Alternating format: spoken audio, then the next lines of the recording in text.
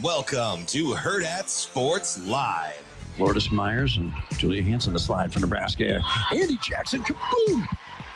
Not sure Brazil or Italy can stop that. Top by Bojan, right elbow, pushes it at the basket. It goes in. Off the assist from Kennedy Williams to end the half. Here's Hoiberg driving the ball. John pass, left corner, Frager three. Got it! Bang! Harangue! Braden Frager off the assist from Samo.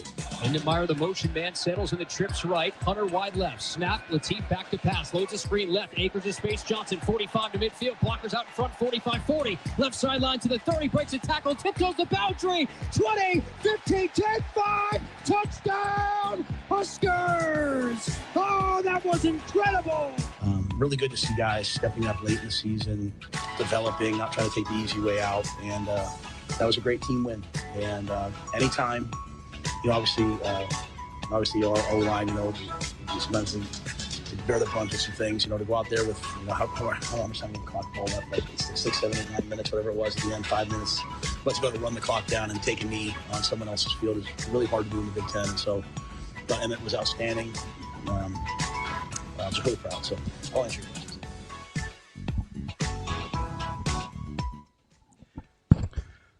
Good morning. Welcome in. Hurrdat Sports Live, presented by Centris Federal Credit Union. That's DB. I'm Ravi Lulla here at Hurrdat Sports Bar and Grill. What's up, DB? How we doing? I'm doing good. How are you? Oh, just a day. I'm just glad you made it back from LA. Oh, yeah. That was so I opened the garage, my garage, it's 6:01, like right on the dot.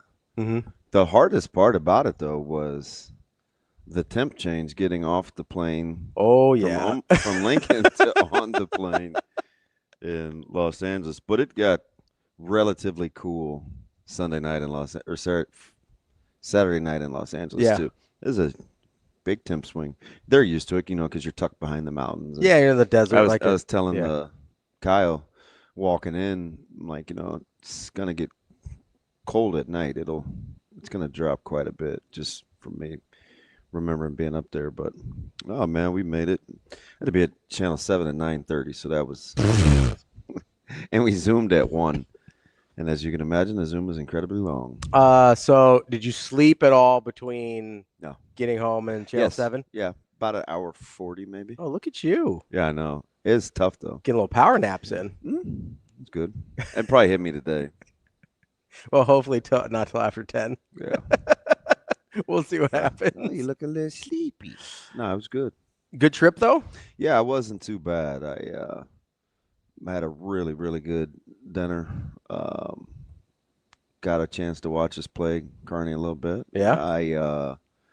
I've got a very questionable breakfast. It's another example of why you don't just send pictures. Because if I had have sent the pictures, you'd have been like, "Oh gosh, this is amazing." It was not. Only okay? Yeah. Not even okay? So number one, I had to pull the ham off. It was the super thin kind, like you'd get from Oscar Mayer. Mm-hmm. Which nothing against Oscar Mayer. Just when you heat it up, yeah, it has a very distinct taste. Yeah. I think it's meant to be served cold with mustard. Also, cheese. If I'm going to a breakfast place, I would like something a little more substantial than not perfectly squared. Yeah. Yeah. And the bacon was of not the highest quality. It was crispy thin. But the place is supposed to be outstanding. It's a place called Egg Tuck. Okay. So they're known for their homemade brioche. You butter it. They have these really soft, almost not quite done eggs. And I got all the sauce on the side because I, of course, DoorDash for breakfast. Of course. And it was just okay. And I was like, nobody would understand if I sent this picture out. They're going to be like, oh, that looks amazing. It was not. But. Yeah. So I didn't really eat until the plane because the media meal was lasagna. Ooh. And mixed veggies and something else. You're not about that life? No, but people, I think they like to kind of just grab their stuff, go eat, and they enjoyed the view because it overlooks, you're like right at the bottom of the mountains. So you could like look out and think you were I don't know. Like it's some ambiance romantic deal. It's a bunch of media people. What? It's Ambiance, I don't romantic know. deal. I don't know. It's kind of weird. I asked our guy that gives the feedback, Kurt. And I was like, yeah. He's like, how's the view? He's like, spectacular. I'm not a big scenery guy. Me neither. Like, I don't get it. I mean, it's fine. Like you look through our press box, which by the way is about the size of Shane's birdhouse. Yeah. Oh, it was incredible. They roped the whole thing off, so I can't knock anything over. And it's not. I've spilled water in there once. Okay. And you'd have acted like this happened every week. I just doused the thing with a leaky sprinkling system. But Kyle has a propensity to collect water bottles. Oh, okay. Like 9, 7, 8, 9, 10. Does he finish them? That's what's weird. No. No. So my wife does this with Diet Coke cans around the house. It drives me crazy. Oh, we're like that with water bottles at our place. So she cracks one open. She's like 3 drinks, Yeah. and then just gets left on a counter somewhere. I don't understand. And I'm like, this is why we go through so much Diet Coke. It's because I was like, I'm gonna start buying you those little mini cans. Oh, there's for children. There's a sale. Little Diet Coke sale? Yeah, it's well, I think it's Pepsi. Wherever my phone is, I'll get it. But you lose it again? Yeah, I don't know. But I want to make sure we're well aware of the food drive too. Like that, I'm pretty passionate about that. Yeah, absolutely. I worked at the Open Door Mission for a long time.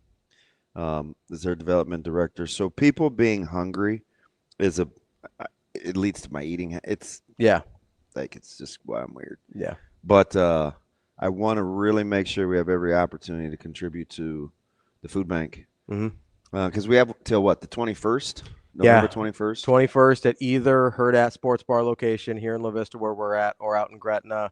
There'll be a box in the restaurant. The one out here in La Vista is right when you walk in the door, so you don't even have to have We're the gonna have to awkwardness move that thing up because we need to fill that thing up. Yeah. Like, that's not going to be a very ideal spot for that box. We'll just keep switching them out. We'll keep switching them out Macaroni, with peanut butter. Shelf stable. Yeah, shelf stable. Canned foods, box foods, whatever you got. Really appreciate anybody who comes out and helps us out there. Because what's happening is people are starting to take things that don't belong to them. Yeah, which is also not great. But that's not great. Neither is going hungry. So let's. And some of these restaurants have been amazing. Oh, these yeah. places downtown. And we're partnering with La Casa on this. I think it's Noli's has given away like 20 grand worth of food in the last couple of weeks. I am going to take a picture of that. Muchachos down in Lincoln is doing some good work as well, giving some food away, starting a little pantry on their own as well. So make sure you get out here, or listen, would love it if you donated here. Donate wherever you can find a place to donate. That's the important part. This doesn't have to be a Hurrdat thing exclusively, but we are here if this is a convenient place for you to drop off food. Food. Yeah, food, just help people eat, baby. Devout DB. Oh, is that what you're? Oh, sometimes it's deranged. Sometimes I got rambunctious this morning. Rambunctious? You a little squirrely? I don't think so. Not today. Yeah. Not like last week. Did you feel hot takey weekend? There was yeah. What did he say that to? He was very chilled. He seemed like he was in a good mood. He's very chilled. Wasn't too, my clock was all screwed up. So I'm on the elevator at probably, I don't know, it's not 6:10 yet. It's probably 6:05 Los Angeles time, Saturday morning. And who do I see bebopping on the elevator? Just Coach Rule. Absolutely. Where are you going? None of your business. Don't worry about it. Good morning. Hey, good morning to you. Good to see you, bud. The only thing I really wanted to ask, because I was on 11. I don't know how many floors there are. I'm like, how are you coming down? Maybe there's like a little private section. It's like an executive suite, Yeah, I was this close to asking for a sweatshirt. Just do it. Next time I am. He's told me no twice. I wanted that black long sleeve tee with the Herbie. Spinning the ball. Yeah. Dude, that thing was so fire. You know which one I like a lot that he's worn a couple times? It's the black on black that just says the standard. Yeah. That was pretty sick. Yeah. So that's kind of, you could just tell that was what they were about. Yeah. That, they seemed dialed. And Monday, and it was cool to see because you never know. Mm-hmm. Right? And I was like, oh, shoot. Am I going to eat this crow? Cold, warm? He said it could go one of two ways. You were either going to double down on the process or you were going to be unsure, kind of unsteady because you're coming off a loss, but some people had told you you'd played pretty well. You know, they had some key injuries. And it's the only time I think anybody has ever heard me say, I think, on air, on a Monday. Oh, they're going to win this game. I said hammer Nebraska. Yeah. It's the only time I've ever said that. Yeah, especially that early. So it's like, I don't know. I appreciated the approach. And it kind of fit right. It was a Dylan Rogers kind of game. It was he had a great game, I thought. He plays ridiculously hard. Which sometimes that's just what you need. Right? Like sometimes you just need a guy that's just going to have his hair on fire and just go. Yeah. I thought Keanu Davis had a great game. Wait, you said that too fast. Keanu Davis. Oh, God. I thought he had a phenomenal. That's the best game he's had as a Husker. So early on, I felt like it was kind of going unnoticed because it wasn't real havocy. It was just like real splashy. Active. Yeah. I looked at Casey. I'm like, well, he's having himself a night. Yeah. And then all of a sudden, like later on in the game, KC looked up the stats and he's got 6 tackles already. It started getting splashy later. Okay. He started making some of the batted balls. He had a couple of those. Like he was getting in people's faces. He looked really good. Yeah, he's pretty good. And they had a couple breakdowns and it's so hard. I felt bad for Minari. You hit the right pressure.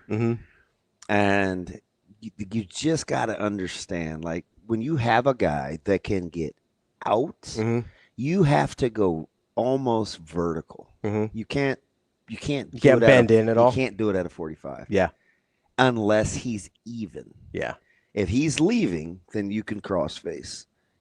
And when I mean even, I mean within your sight line. That means if I'm heading towards this door, until I can see him where Shane is, like directly do your 90. No, you got to keep getting vertical. Yep, got to stay disciplined. Because that's how you box him in, right? Yeah, like then you can cross face. So there were just a couple of those. It only takes like 3 or 4. Yeah, and then it was like shoot out the back gate. But we walked the field. I wanted to go see the grass before I did the hit with Jess. So of course I conned Ben to walk into walking with me. And the first time, I'm just gonna What'd Ben say? It was what he did. Uh-oh. He did 2 things. I love Ben. This is so you. Okay. So the media room wasn't by the press box. Okay. So Ben got there first. He goes with the team. Jared, that's kind of what he does. He likes to be there early. So Jess, Kyle, and I take an Uber. Okay. So he dropped us off in South Los Angeles. And so as we're walking, basically South Los Angeles, I'm like, is this as close as you can get? So anyway, we're walking. We're is that a place you want to be? Bro, it was a jaunt. I mean, I'm like, what are we doing? So we get off the elevator, and Ben just happens to be getting on. He's like, oh, hey, guys. And he's telling the story of where the media press is compared to where our press box is. So I didn't pay it much mind.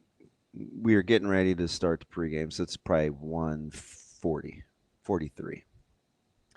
And I go, hey, there's a lot of directions where the media press box is. Do you want to walk with me down? He goes, no.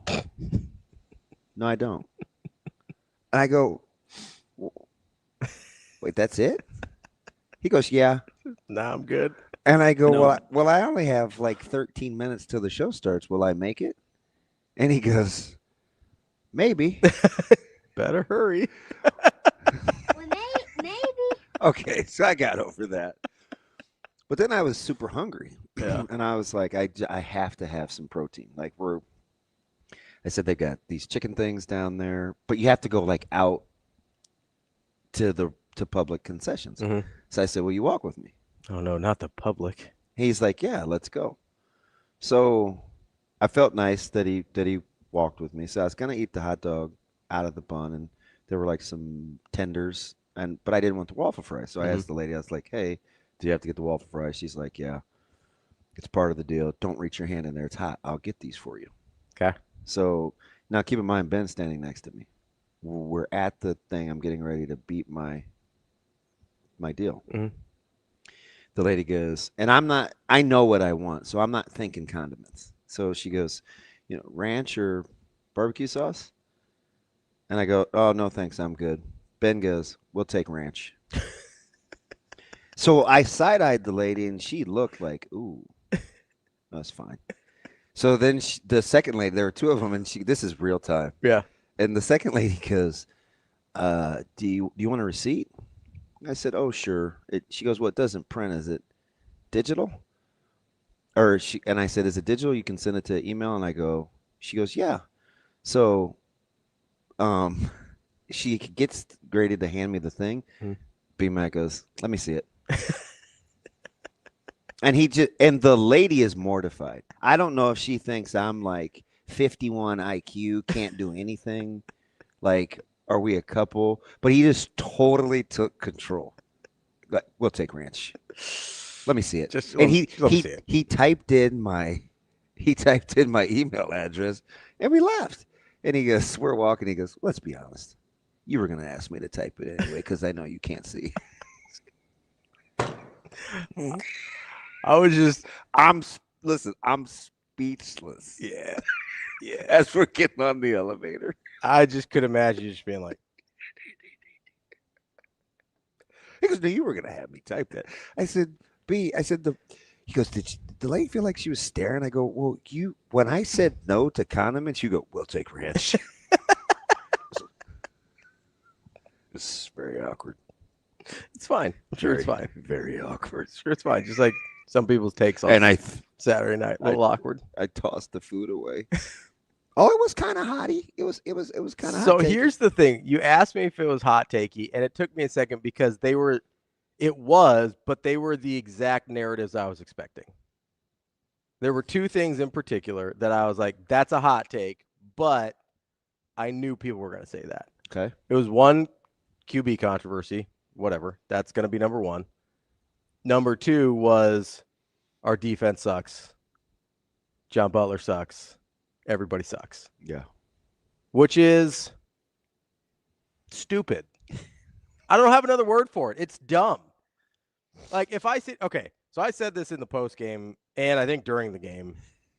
And I don't think I'm crazy. Have you been waiting on this? A little bit. I didn't. Sorry. That is a fine line. Oh, go ahead. I didn't get to talk to you that much over the weekend. You're on a plane. You're busy. Okay, go. How hard is it to win a game when the only offense you have is unscripted QB scramble? How hard is it to win a game that way? It'd be pretty hard. So if that's the only thing UCLA has, maybe Nebraska feels okay about that. Oh, okay. You know what I mean? Yeah, I got you. Did they do any other thing, anything at all, consistently on offense where they move the ball?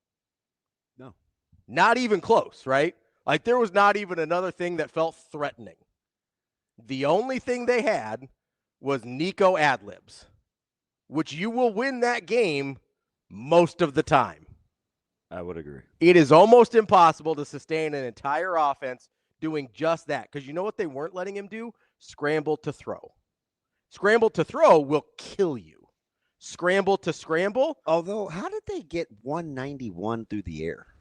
The screen pass was a big one, the 45. I looked at that and I was like, that seems distorted. Yeah, the screen pass was 45 of that.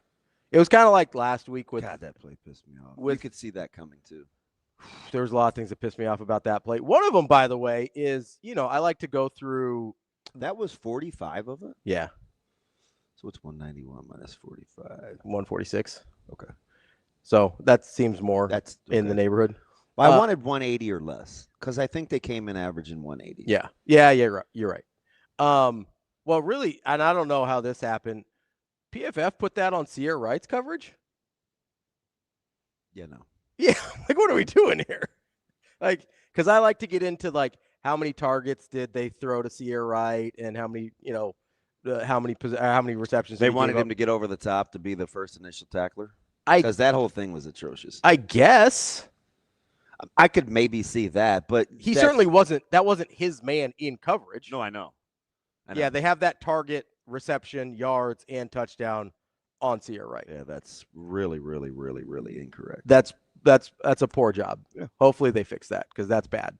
Did it pull his grade way down? It had to have. It pulled his grade way down, and it also outside of that he gave up 4 yards on 1 reception, which is accurate to what he's pretty good. Yeah, he is pretty good. Because I always like to check Sierra because it's like, did anybody throw at him today? Nope. So I went back, and of course, like, do people not know Shafe and I?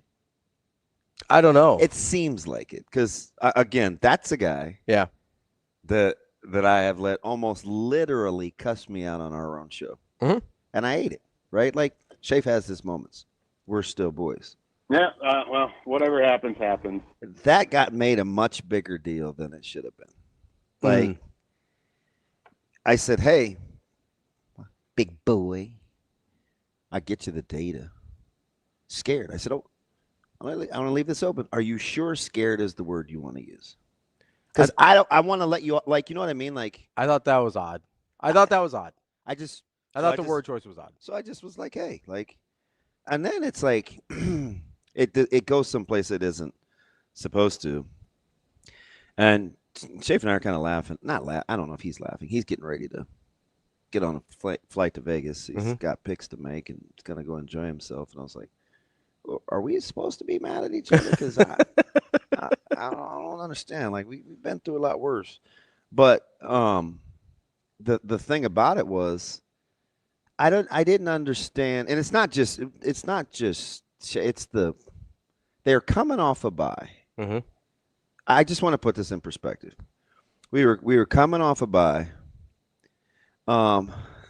UCLA is coming off a bye. Yeah. Well, apparently the press box gets roped off because I pace and I stand up too much. There are too many cords for my own safety. They don't want me to trip. Jeez. Is that from Ben? Like I'm special. Yeah. DB, this is your area. You can walk around in here if you want. Sleeping bags. Have you actually unplugged something? Because that was if you accidentally unplug something, I could see Benny Mac being mad about that. Have I ever? Maybe year 1. Okay. Maybe. That would be the thing. I don't know. I hate to say no because that leaves me no wiggle room. Yeah. Maybe one. I'll say once. Okay. But he's a one-trick pony. That hurts my feelings. They corral me in so I don't step over cords. I barely move. That's hurtful. It's not entirely true. I see some of those clips that KC puts out. So they actually had one of me sitting. I know. That had to be the only 5 seconds I was sitting. You were sitting for and it was during the Emma Johnson screen. You were sitting for so long. I was like, DB, okay, stand up. This is exciting. Can I say something, though? Yeah, go ahead. So the press box is really small. I hate how they pin me in. It looked really small. So right next to me, right here, is the UCLA guy. Oh, yeah, I could see him. He stands, too. Yeah. So it was awkward because it was one of those deals, and I have accidentally head-butted glass because I didn't know it was open. It was not open. So I'm very sorry. This is Maryland. That's a long time Sorry. ago. So I'm very cognizant. Wait, Maryland this year? Yes. That's like a month ago. Well, this guy was eating Pop-Tart. Never mind. So go ahead. Yeah, I leaned out to follow to see where he was going. I'm like, he's too old to be eating Pop-Tarts. So I leaned out and it was like, and there was like there's like a mark on the glass. Oh, they thought, Kyle was like, you're an idiot. So I felt like I was going to headbutt the guy next to me. Okay. So I was so insecure. I was like crouching because I'm like, oh God, he's just going to look and we're going to lock eyes. You couldn't have that. So I was crouching. Oh, that's so embarrassing. I hate that thing in that they put box. Yes. That's Kyle and Ben's baby. I'm like, man. But anyway, so watching that thing unfold, because do you know what's going through my mind real time? What's that? First of all, I hear Ben mutter. He goes, "Oh God!" Like the minute, like, because he could see it kind of opening up, and it was going to be a foot race to the sideline. So I think he saw it early. I'm watching Nebraska's. I go immediately away from the ball. I look at the 3-by to the bottom of the screen to see them just take all these defenders. Yeah. They didn't even have to block them. And then these two big uglies just sprinting down the sideline. Freaking Spindler and Evans. Evans couldn't get enough. He got like 4 guys. He just could. And then he like turned around. There was one more, and he's like, bam. I'm telling you, he's a menace. So, like, I was kind of watching it unfold patiently because it was a beautiful call. Like, I love the Shane. Do you have Kyle's call? He nailed it like sequence by sequence. So I'm actually just listening. Yeah. I would say you really didn't say anything. I'm listening to him. Yeah. I'm not even watching. Shane, do you have it? The 56-yarder? Yeah. Husker 44, tied at 7, 11-15 until half. Lindenmeyer, the motion man, settles in the trips right. Hunter wide left. Snap. Lateef back to pass. Loads a screen left. Acres of space. Johnson 45 to midfield. Blockers out in front. 45-40. Left sideline to the 30. Breaks a tackle. Tiptoes the boundary. 20, 15, 10, 5. Touchdown, Huskers. Oh, that was incredible. That's a gem. Yeah. So I was actually listening. Yeah. I didn't think it was going to make because you never know. They get to clip what they want. They don't ask me. Well, yeah, they have running the whole time, right? I think they must. Otherwise, they wouldn't. You think I would know? I have no. Well, I think because it's a GoPro. Is that what they use? Yeah. Yeah. So usually they just leave that running the whole time. And so then they go you find actually that actually caught me, just because I think I was pretty calm. Yeah, you were. You were just kind of sitting there. You're just kind of like. But I'm a big 45, 40, 35, 30. Oh, yeah. Tightrope. That fits my ear. Yeah. So I'm listening to him real time, and all I could think of was like, oh, I'm a little mesmerized. So I chilled. Like, that's real time. Yeah, you stood up at the very end. Yeah, like sometimes. I couldn't believe he stayed in bounds. Like, that was the thing, because I'm watching it. I watched the first half at a bar. And shame on you. Why? What's wrong with home? Sometimes I like the atmosphere, you know? Oh, fudge, I don't. Plus, RP wanted to watch part of the game. So he's a cool cat, isn't he? Yeah. He was a little upset with me. Really? Yeah. What'd you do? Well, I texted you during the game. Well. And I told him, I said, it's not just Ravi. It was because DeMarinis was on the thread. Yeah, it's 100%. Like, it doesn't have anything to do with Ravi. No, you usually ignore mine during games. Yeah. Unless I'm asking a very specific question. Football question. Yeah. Then you'll usually answer me, which is why you also answer Avery, because Avery only answers very specific and she listens questions. to the broadcast. Yeah. Correct. Yeah. That is 100%. If I don't ask a very specific football question, I'm just bitching at you. That's basically all that's happening. It's okay to say something positive. Which is what I don't want. Yeah. But that's funny. I looked at that yesterday morning, and I was like, number one, they caught me sitting down. Number two, I didn't say one word. Yeah. Because I was actually listening to Casey. I couldn't believe he stayed in bounds. Like, real time, I'm like, oh, that's a nice, like, 20, 25-yard gain. And then he just, like, slips out the back end. And I was like, how did that? Like, I did not think there was room for him. Yeah, it was the offensive efficiency. That'll help your statistics. Oh, yeah. Well, and then the wheel route, just beautiful. I love a wheel route. God, I could feel that thing coming. Man, as soon as I saw him leak out, I was like, oh, if this is a good throw, he's got him. Did you see Carter just run the little over route to just like to take him? Cleared the defender. Yep. And 6 was in a bind. Carter played a little bit. He was like, 6 had to be thinking, oh, poop. Yeah. Because he got handled. Well, and he bit hard. And Isaiah caked him on the screen, too. Yeah. Speaking of Isaiah on a screen, if 97 doesn't peel off and make an incredible play, that's 6. It's 6. Oh, yeah. Like, because they had it set up in front of him. Like, 97 made an incredible play. That was a house call. He was hustling. He was. Like, that was a great play. I can't remember his name, but 97 from UCLA made an unreal play on Isaiah Hunter. I suppose I should have went back and looked at the final stats, but I didn't. Well, I've got him up. What would you like to know?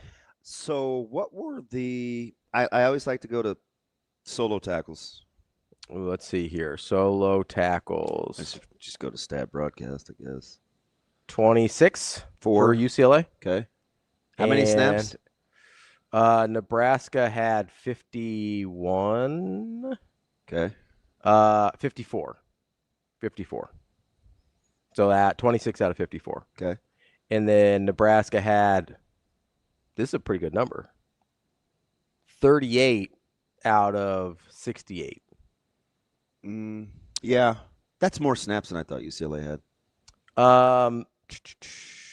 That's 38 out of 64. 64. Yeah, you'll take over half.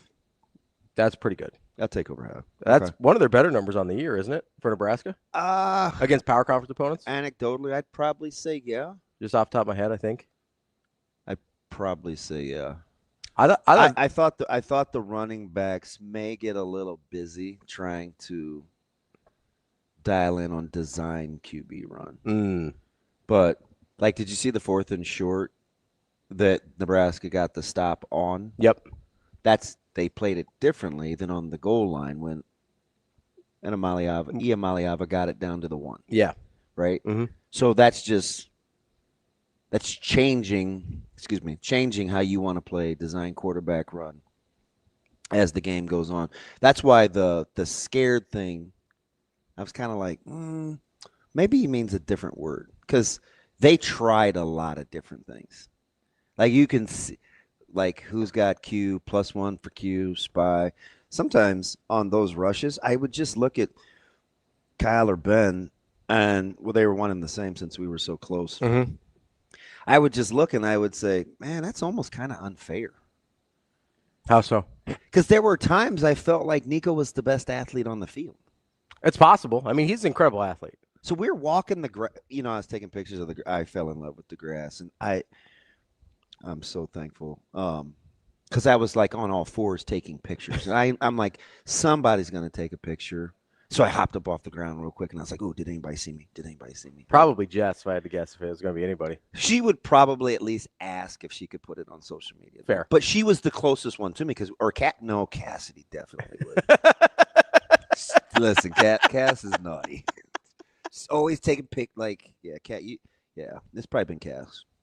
But so I'm looking at the grass and we're doing our thing, and so B Mac and I, bless his heart, I was like, man, Caleb's taking too long. Let's go. Mm-hmm. He goes, well, don't you always say hi to him? I said, yeah, I try, but he's taking too long. He goes, no, let's wait. I was like, dang, bossing me around again. Mm-hmm. So we sat there and we waited. In the meantime, we're looking at Nico warming up. And he's just in like a hoodie and shorts. I looked at B Mac and I go, God, he's a big kid. And Ben goes, oh my God, look at his, he's got these huge legs, because he looks angular on TV, like long. He's a big, thick kid. Is he? I would not have guessed that. Oh man, like, he looks lean on TV. Bro, he's every bit of 240. He's 245 and some change. Really? Yes. They list him at like 215. Man, I don't know. he ain't two. I'm 215. Yeah, I'm just saying that's what they 19. That's what they listed him at on TV. Really? Maybe TV had an old number. I don't know. But I mean, you see him run? Does he run like a 215-pounder? He runs like the best athlete on the field. So anyway, even I didn't realize he was that slippery. Like, I knew he was a good athlete, but like, he's elusive. Yeah, well, remember coming out, like, he's pretty good. Yeah, for sure. He was gonna be Tennessee's savior. Yeah. But and I said, even in warm-ups on air with guys in sweats, he's not very accurate. So you could see where that would probably absolutely be the issue. They had him throw some hard balls too, man. I'm like, I don't know. See, not really playing his strengths right there. This was, I mean, not to go all the way back to the summer, this was kind of my argument with the Tennessee thing being a really bad move on his part. Tennessee made his life pretty easy. Oh, with how they play? Yeah. Like, Tennessee really protected him a little bit. And I don't think UCLA 215, huh, Cole? That's crazy. I mean, he, regardless of the weight, he was a stronger runner than I thought he was. Like, physically stronger. Ask Ben. And way more elusive. Like, getting out. Like, I knew if you left him lanes, he could beat you, right? Like, if you left, hey, they got too wide on their rush lanes, there's something like I knew he could do that, and I knew he was fast. I didn't realize like this is like blasphemy. The only thing it reminded me of is the first time, like, and I know he's not this level, right? So hear me out here. It's gonna sound like hyperbole, but you killed the vibe. Well, because I don't want people to think I'm saying he's this guy. You're crazy. But it reminded me, there was like a handful of plays where I'm like, oh, they've got him. And it reminded me of watching Michael Vick against Florida State in the national championship, where he's just like surrounded and then somehow poof, he's on the other side of the pile. I'm like, what happened? Poof? Just poof. Like the Magic Dragon, just out of there. Or is that Puff? That's my bad. Like that, like, it was, I don't know. That's the only, like, that was the instant. There's like 3 plays in particular where there was one where I think Winery had him dead to rights. There was one I think Van Poppel had him dead to rights, and there was one RVP quietly. I felt had a good game. Played his tail off. I mean, low key, I thought that was the best game the defensive line has had all year. RVP starting to cook all year. Best defensive line game they've had. I think. I don't think that's. I don't think that's a limb. Newsflash. Yeah. Our opponent on Friday had a lot of my post game attention. Fair enough. Dude, I bet I've racked up. I don't even want to look at my huddle hours. Couple of them? We'll be ready. 1 or 2? Like, see where we're at. Listen. We just wanted a chance. From your lips to God's ears. I thought that was by far the best defensive line game we've got this year. Yeah, I'm gonna really spend some time when I go home. Van Poppel was disruptive. And I think I have an affinity for him anyway. As like a person. Sure, yeah. But the conversation we had a couple of weeks ago about the intricacies of playing D-line and what it takes and stuff, like those are the things I start to pay attention to, because when players get that, then you understand why the concepts are what they are. What's the difference between like, hey, this guy can just go in on obvious pass rush downs versus hey, he can play all 3 downs. He can do whatever we ask him to. He can play these different concepts, right? Like, there's a reason, and I know there's all other thing with this particular player, but there's a reason James Williams was used in the role he was used last year. And there's a reason a lot of us thought Williams Winery would be used in a similar role this year, but he's not, right? He's a full-time player because he's figured some of those things out. Now, there's still some growth, right? Talked about, hey, maybe we don't bend in on some of those, but for the most part, Williams Winery exceeded a lot of our expectations in year 1 because he's been able to figure out some of those intricacies on D-line play.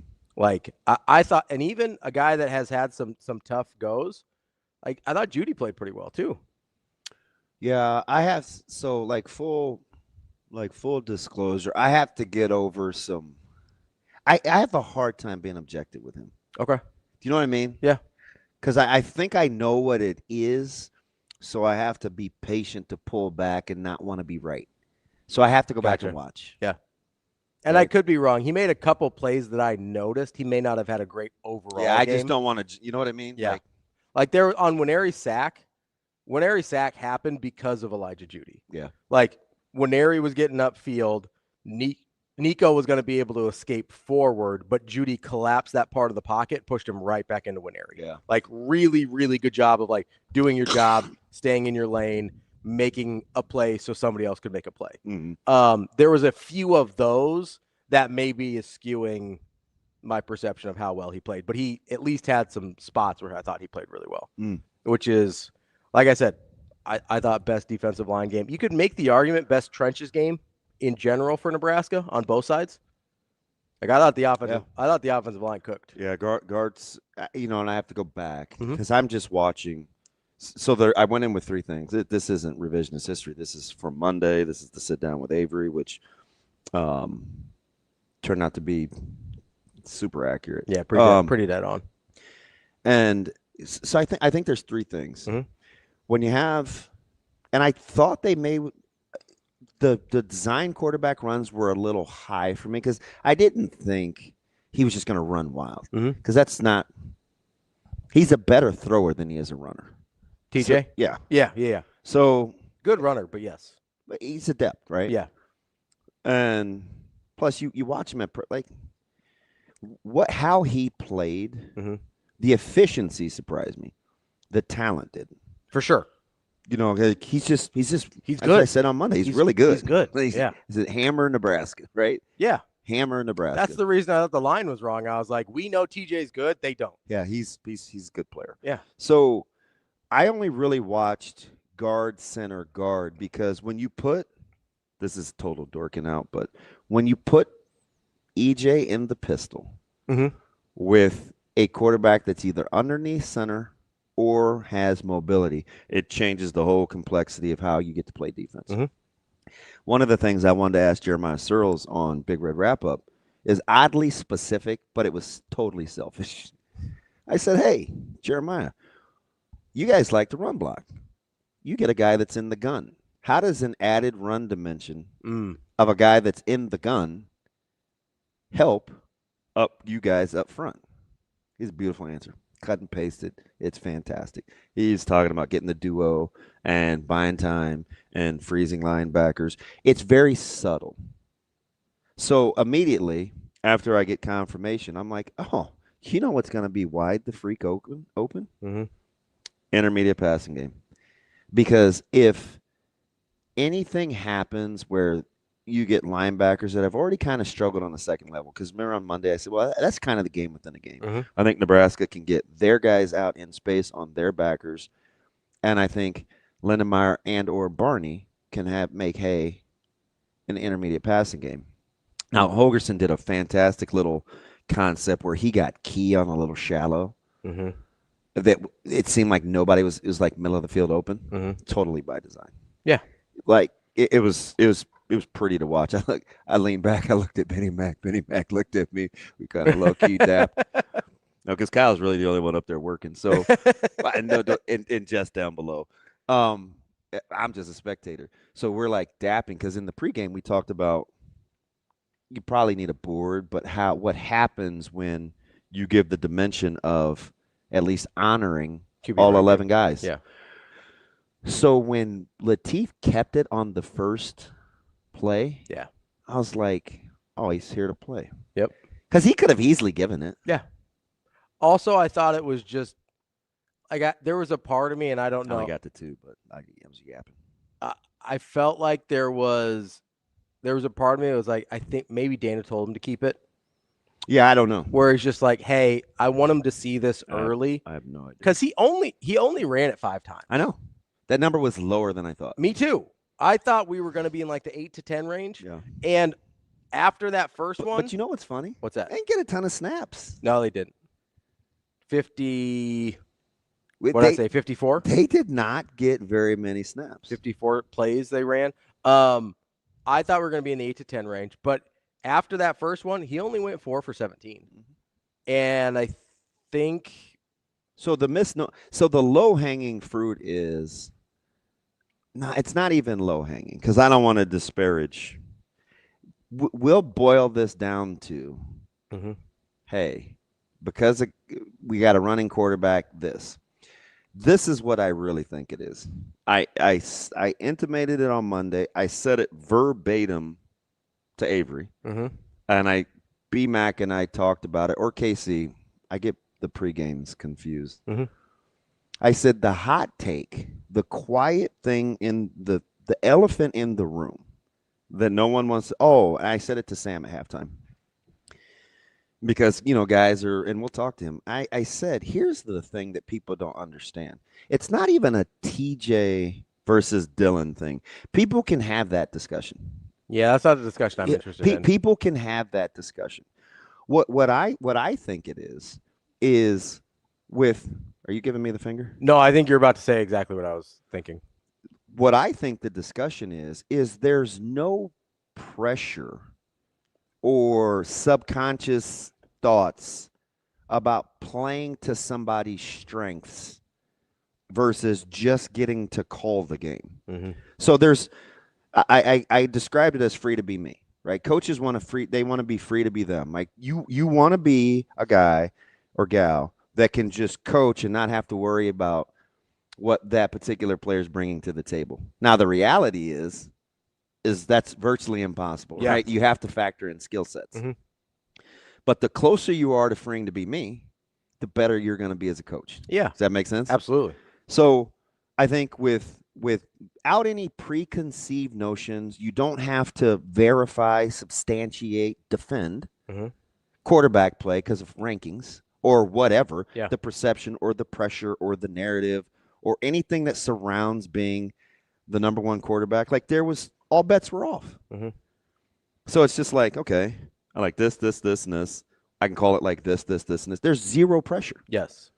And people that can't handle that statement will say, well, that's why you're paid and you can't do that. The reality is that's not whether coaches, there's this thing that happens behind closed doors when you're calling plays or you're repping guys or even in the offensive line where you do things to protect and accentuate.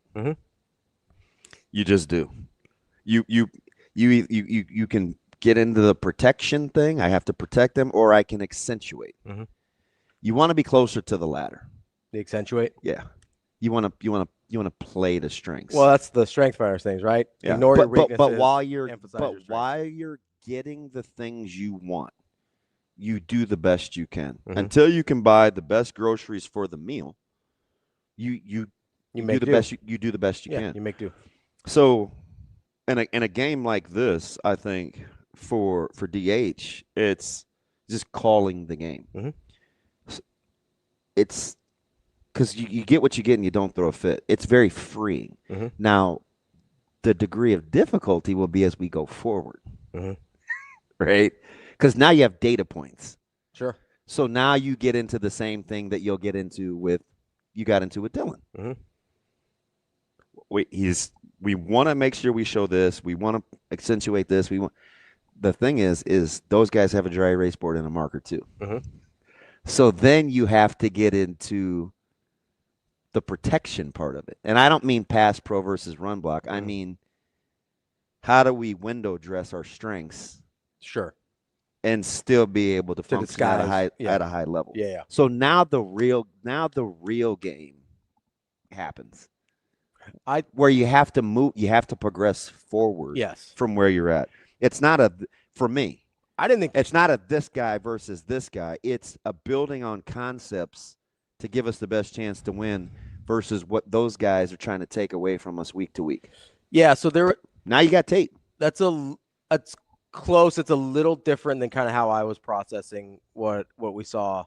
I thought, to me, and maybe I'm way off here and this is too rudimentary, but I thought it kind of came down to, with Dylan in there, it felt like you had this pressure to play to what he was capable of. And that was not in line with maybe the strengths of the rest of the team. We talked about this with offensive line. Hey, they're better. We talked this in the offseason. Hey, they're probably better run blockers than pass pro, but Dylan is one of the best, if not the best player on your team, right? So you have that conflict. And then you go, okay, maybe some of my receivers are a little bit better in this area of the field, but we want to try and take advantage of Dylan's ability to do X, Y, and Z, right? So to me, that was, with TJ in there, you have zero pressure to try and play to, like, you have zero pressure to try and play to his, whatever you think his strengths might be. You can just say, hey, because we have to elevate everyone around us to help TJ win this game, we're going to play to everyone's strengths and go from there, right? We're going to run the ball. I actually like to tell into that. That's important, right? Because guys have to own their role in it too. Yeah. Right? Where I tell you, like, good talent can make you lazy as a coach, but it can also make you lazy as a player. Yeah, for sure. If you're not careful, right? Don't think there aren't offensive linemen that know that they've got a really good back, and they think, if I just do this, as opposed to this is what I need to do. It's different. If I just got to get in the way. Coaches know we've all done this where we say, hey, it doesn't take much. Like, just get in the way. No, that's not. Shame on us. Yeah. Right? Do what you're supposed to do, how you normally do it. He's really good. We'll double down on it. Yeah. But You know what I mean? Yeah. So I think that's like that's going to be the next phase. And not only can talent, I think, make you lazy as a play caller, I think it can make you overthink things as a play caller. Because there's zero doubt in my mind, and this is why, like, I think the next 2 games are going to be really interesting for TJ. Because there's no doubt in my mind that if you give Dylan this game plan, he can execute it. Yeah, I don't at know. a super high level. Yeah. I think. Yeah, like so I don't. You want my opinion? Sure. Yeah. Okay, sure. But I don't think that's. We got to get away from the comparison, because the comparison, you fall back into the trap of getting away from the standard being the standard. Mm-hmm. You can't. It's good for like us and radio and television Mm-hmm. and whatever is talking heads to get into the him versus them. But for the program, it's what is our standard. I told you the thing that Nebraska had to rally around going to UCLA is not who's playing quarterback. Right. It's what's your standard. I totally understand. So, like, I get it. I just, if I'm taking everything in a vacuum, right? Like if I'm taking just quarterback play and play calling kind of in a vacuum, regardless of opponent or situation or whatever else, I do think there's kind of an inherent conflict, and we can get to this with offensive line. Like, I think there's inherent conflict with what the offensive line does well versus what I think Dana Holgorsen does well to what Emmett Johnson is probably obviously one of the biggest strengths of your team to what I think. I mean, like Isaiah Hunter and Dane Key are incredible run blockers. I know that's not the sexy thing you brought him in to do, but you know who the 2 highest graded run blockers on the team were on Saturday? Probably your wideouts. Isaiah Hunter and Dane Key. Yeah, they get after it. They were incredible. Yeah. Right? So, like, you've got all these strengths in other areas, and then you've got this bright, shiny toy in Dylan that can do a lot of things, right? So I think there's an inherent conflict. So that's why I bring up if you call a game a certain way for either guy, I think either guy can execute that game plan. Now, as you upgrade, here, let's get Shane. Should we get to Wyatt real quick? Because if we don't, we won't get to him until after. He just dropped. Sorry, 10 Wyatt. seconds ago. Wyatt, call back at 8:30, please. Yeah, I mean, we'll see. The focus is, and I'm not. This isn't like any super sexy answers or hot take. I'm just looking at it as a guy that likes to coach.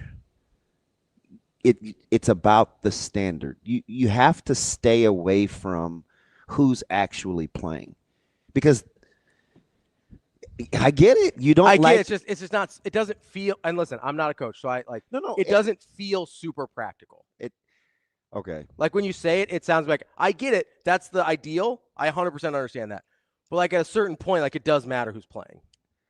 Listen to what I'm going to tell you. Okay, I'm open to it. That's what I hear. That's what I hear. It's why when people listen to me, or some people don't like or can't handle the fact that I'm not going to say anything super inflammatory in terms of like criticism, because you can always get better. Like, I'm gonna coach it up. I'm in the solutions. I'm not gonna bitch. Like, I can tell you I don't like that a guy burned 2 timeouts. I can explain why he did, and it may not land well with you, but I'm just giving you the information. You can have it. Yeah. If you ask my opinion, that's something altogether different. Fair. Yeah. Okay. Is this my opinion, or is this how I'm looking at it? Because how I would look at it as a player and a coach is, it cannot be any difference if Brooke or Tommy's playing. It can't be any different if Turman or Brooke is playing. It can't be any different if Gans versus who was the 07 quarterback battle? Sam Keller. Keller's playing, right? The standard is the standard. So that's the practicality of it. I think if you can't function like that, like, do you think those guys are like, well, this, and you hear my heart, because you're going to say, well, both those guys are good. It shouldn't matter I can do this. It shouldn't matter what kind of run plays you call if Derek or Calvin is in the game. Okay. Does that make sense? Yeah. Both really good. Right. But if you're getting into the minutia at some point it's gonna reach diminishing returns because those guys have what? They have a whiteboard too. They got a dry erase board and a marker too. Yeah. That's the practical side of it. So yes and no, it shouldn't matter. Mm-hmm. I get where this could potentially go, but as an organization, look how people hire. Sure, you want to play to strengths, but there is a core oomph of what it is that we do. So here's where it does. I totally understand what you're saying. It's just not very. I think there's what you're talking about makes sense. I also think there is a human element that throws a wrench in that sometimes. 100%. And I think that human element is what I'm talking about with, like, and this is just me guessing, right? Like, this is speculation. If I'm Daniel Holgorsen and you hear the way he talks about Dylan, he feels like he's never had a quarterback like Dylan's skill set ever before. I know. It feels like to me he wants to show all the things Dylan can do rather than just running the offense that's worked for him for 25 years. Mm-hmm. When he loses Dylan, it feels like, hey, I know I can make this game plan work with this quarterback and the players that we've got. Kind of the free to be me. Yes. Oh. So, like, I think that's where the human element goes, like, yes, the standard is the standard, but also look at this new shiny toy that I have in Dylan Raiola that maybe takes me away from some of the things that I know work. Mm. I think that's where the conflict comes in. We're going to talk to Sam McKewon from the Omaha World Herald coming up next. How many national championships did John Cook coach the Nebraska volleyball Huskers to? 3? Was that a question mark or a period? I don't know. It's either 3 or 5. I think it's 3. It's at least 3. I think it's 3. I think it's 3. Stick with 3. I'll go 3. Gentlemen, it's 4. 2000, 05, 15, and 17. Store that in your memory bank. That's all right. How many national championships did John Cook coach the Huskers to? 4. Good job.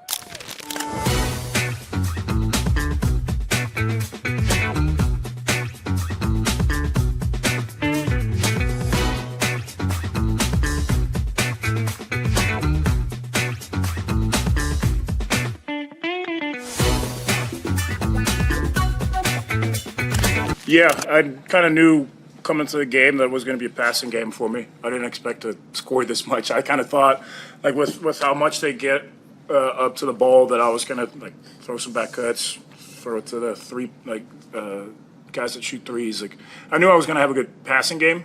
I didn't foresee it going well scoring wise either. But yeah, no, I knew there was going to be opportunities to kick it out, and hopefully Price gets it going from 3. And I know we had so many shooters. So we shot it insanely from 3 today, so that makes it fun to try and find shooters. Still working on it.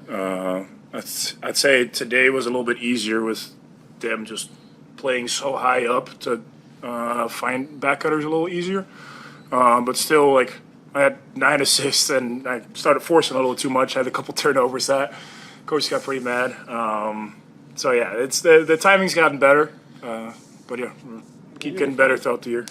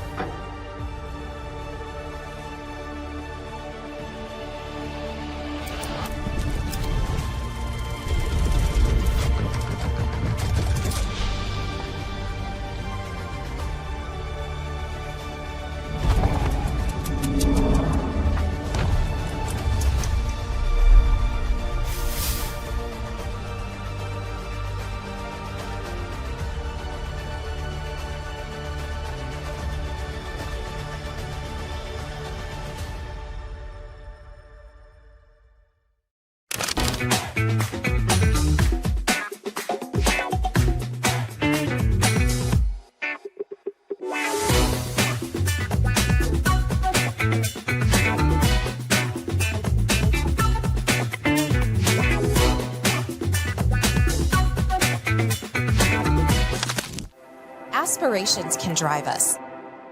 Sometimes a simple gesture is what fuels the pursuit of a dream. When it's time to make your dream a reality, we are here to help.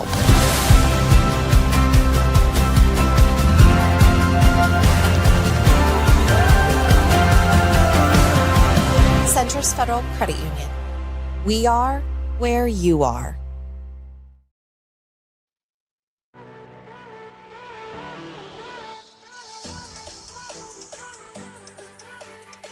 Welcome to Hurrdat Sports Live.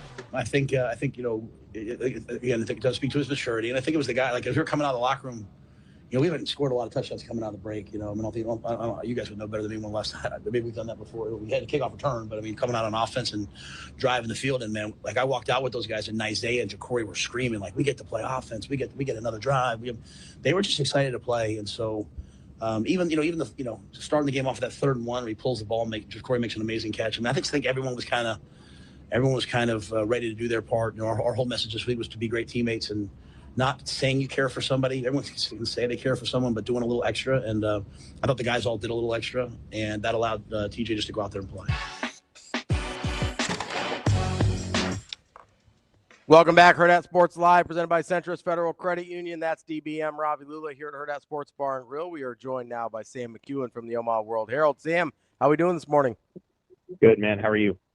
We are doing, I think, pretty good. I think DB still hasn't slept since he got back from Pasadena, but we're hanging in there.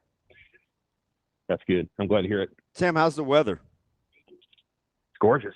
Okay. I just make Love it. It's this the way clear. I like it. I saw 60s coming up, and it's like, man, really? I kind of like this. You're not gonna hear me complain too much about the weather. I kind of like all kinds of weather. I'm never in a bad spot when it comes to the weather, if that makes any sense. I do appreciate all 4 seasons. I'm on record. Yeah. I like fall. I like winter. I like spring. I like summer the least, but I like them all. Yeah, I'm getting tired of icy winter. So if I'm not a big fan of shoveling 8 inches of snow. I don't mind a dust off, and I don't like ice because once you get teenagers, then what you're thinking about is them driving on it, and so ice is probably the one thing I don't like, and really would rather just disappear. Sam, let's get right into it here. I know you got to hop out at 8:30. I guess just overall takeaways from. I want to start with the trenches. Okay. Either side of the line. What were your overall takeaways of how Nebraska played in the trenches? I thought Nebraska's offensive line played one of its best games of the year. It doesn't surprise me that they did, given who they were playing. And the fact that UCLA is not very good defensively, I think, so that I wasn't shocked by that. But I thought they played, relatively well. And on the defensive side of the ball,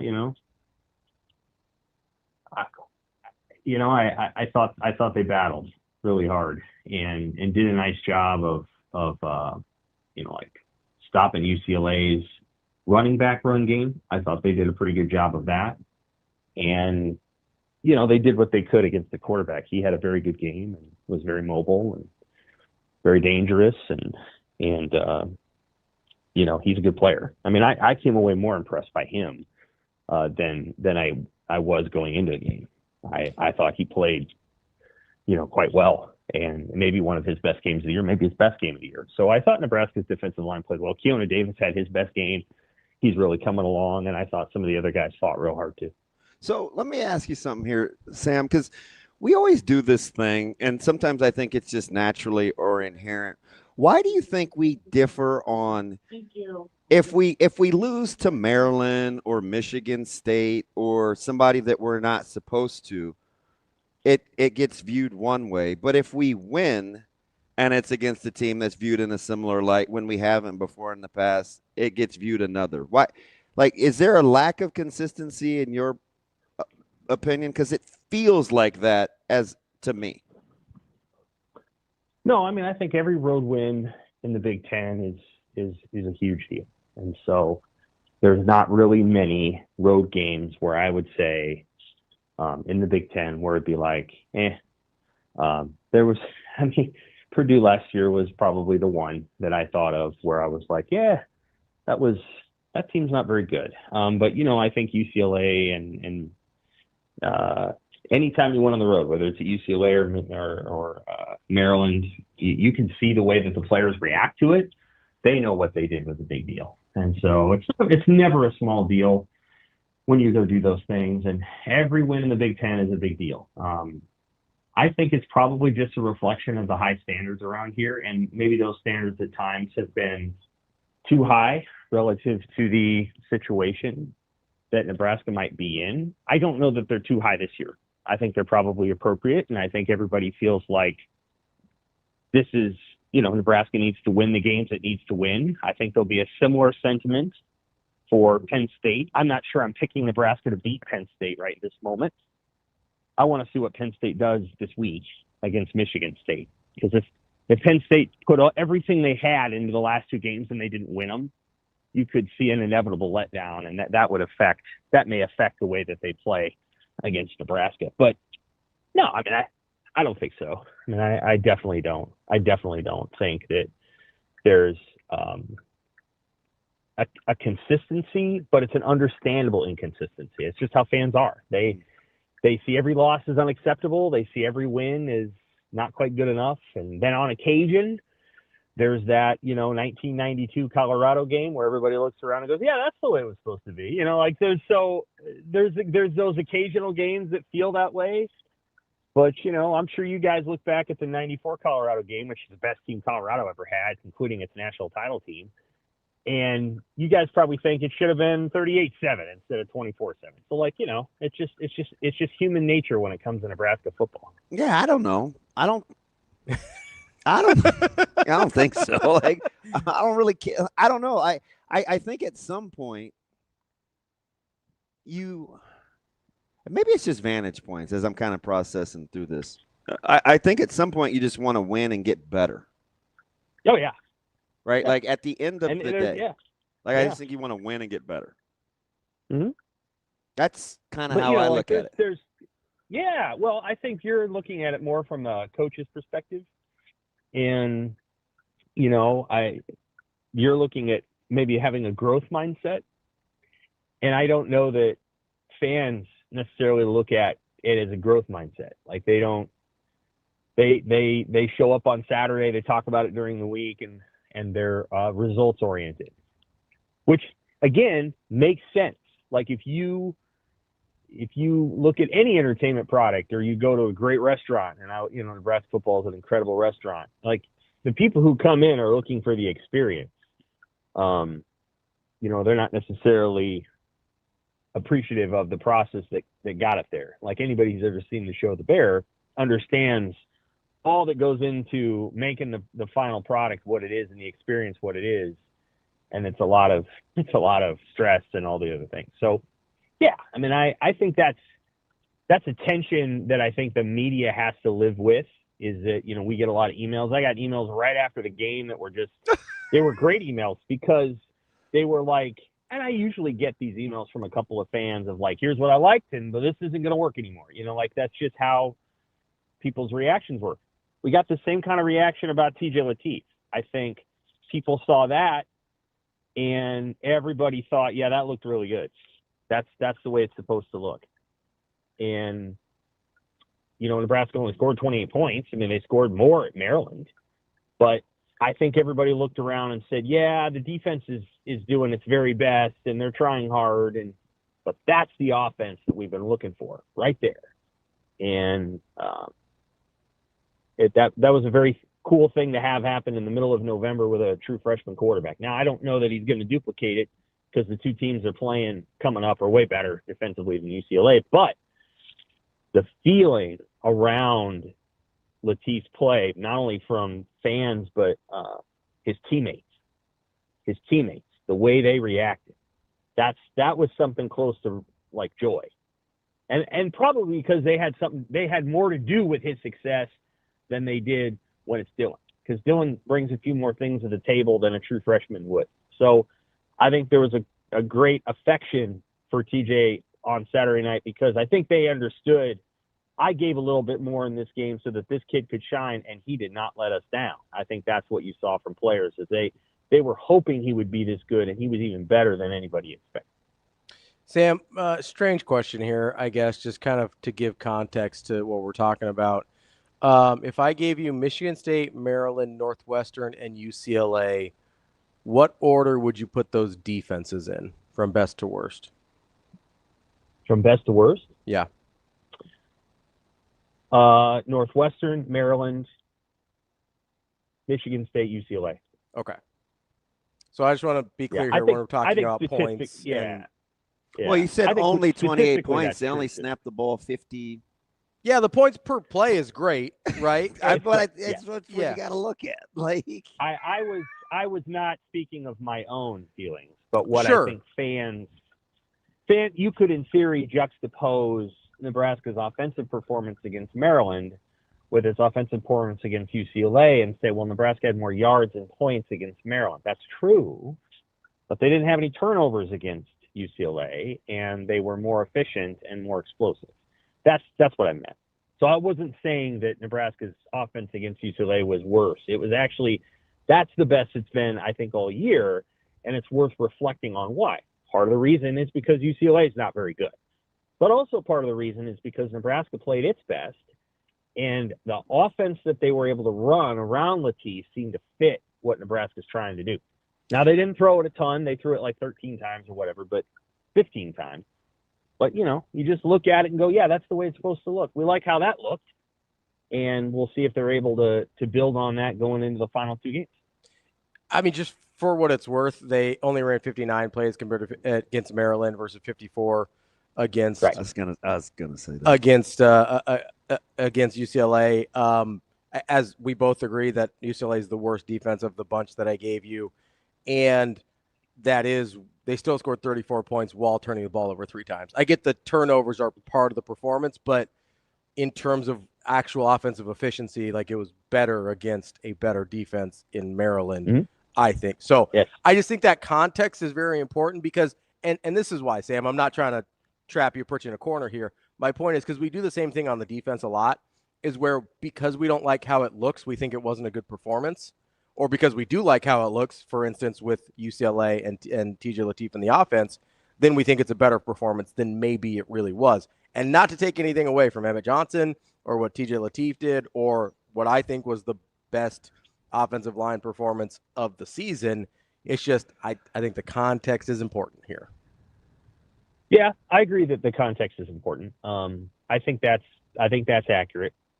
Yeah, I think that's fair. And but the context that he's a true freshman who was getting his first start is important too. Absolutely, like, great performance. Like nothing, not taking anything away from that. Yeah, that's a big deal. And so like what he was able to accomplish on short notice in that situation with a lot of personal pressure too. It's not easy to go home and play in front of your family, especially when you don't know you're going to do it. Maybe it was easier because he didn't know until Saturday night, but I'm sure it wasn't the easiest thing in the world. And for it to look as smooth as it did, I think is really important. And so like, yeah, I thought it looked really good, and I thought they played really well. And yeah, the defense ran into a situation with a mobile quarterback, and again, I think he played really well. I'm not going to diminish what he did at all. I thought he played nice football. So looks like he's getting better. He's probably not going to be there next year. That'll be my guess. Maybe I'm wrong. Maybe he'll stick it out. I hope he does. I hope he's in the Big Ten for a couple more years because the league will benefit from having Nico Iamaleava in it. So, yeah. But I think everybody on this Monday is feeling pretty darn good based on what happened in that game. They don't necessarily look so much at the final score. They see the good things that happened and the 28-7 lead, and Emmett Johnson surging, and T.J. Lateef doing what he did. And I think everybody's going to have a pretty buoyant 2 bye weeks before they go to Penn State. Sam, let me ask you something about like the this isn't even optics because I think everybody has access to the same information, but the narratives that surround each side of the ball. Like I'll start defensively. I was having this conversation with Keith Mann yesterday, And if you could quantify it, if you will, Nebraska this is 10 straight games without giving up more than 400 total yards of offense to an opponent, right? You've seen the graphic. It hasn't been done since 2009 at Nebraska, right? So that's 12 year or 14. What's 20, 25, 16 years, right? My math is failing me. Since that's been done in the context of college football and how it's played, and what we think the narrative is that surrounds this defensive unit, what say you? Well, yeah, I would say that you don't have to convince me that John Butler's done a really good job this year, and I think he has. And defensively, they've done a nice job of coming up in some key moments. Obviously, that happened again on Saturday. So Singleton made a play on a 4th down. Maliava should have given the ball, but he still made the play. Even in an answer, I get but Sam. Well, they said it. Sam. After the game, their coach said he should have given the ball, and he should have given. But we don't do that with Nebraska. It's only when it's the opponent and we want to discount. We don't say, well, he should have caught. You know what I mean? We get mad when Nebraska. We get mad when we do it at Nebraska. I can't speak for anybody else. I can definitely speak for me, and I do it with both sides. Okay. So I try to be as objective as possible. Still my dude. Which is why I'm able to say I don't put a lot. Nebraska's pass rush actually played pretty well.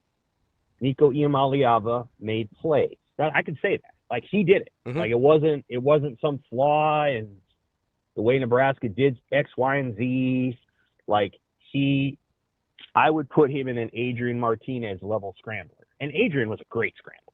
You couldn't figure out when he was coming at you how fast he was coming at you, and he could move. He could change direction. And so Iamaleava's like that. I was surprised that he's such a heavy runner. Yeah. Well, so was Adrian, right? Adrian was too. Yeah. But it's thick, though. I think there's got to be an intimidation factor, although no one's going to admit it. When a guy that big is coming at you, and he's coming at you faster than a tight end would, you're not quite sure how to tackle that. And so I think they had probably a couple of moments where they were, he made some guys kind of freeze because you're not exactly sure what he's going to do. Is he going to try to run you over? Is he going to try to go left or right? So he made a lot of plays, and I think they would all. Now, you could ask him, because I did this in the rewind where I picked the 5 mobile quarterbacks. Mm. Sorsby, Underwood, Childs, I'm missing somebody, but and Iamaleava and Maeva last week. Okay. I think out of the 5, they would say Iamaleava was the best runner. I would think.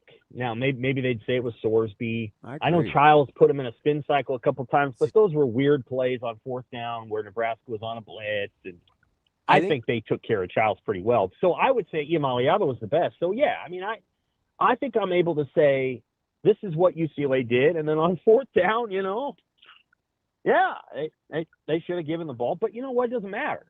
The reality is Nebraska made enough stops in that game. That's what matters. At the end of the game, were they gassed? Yeah, they were. But Nebraska's offense picked them up at the end. They ran out the clock.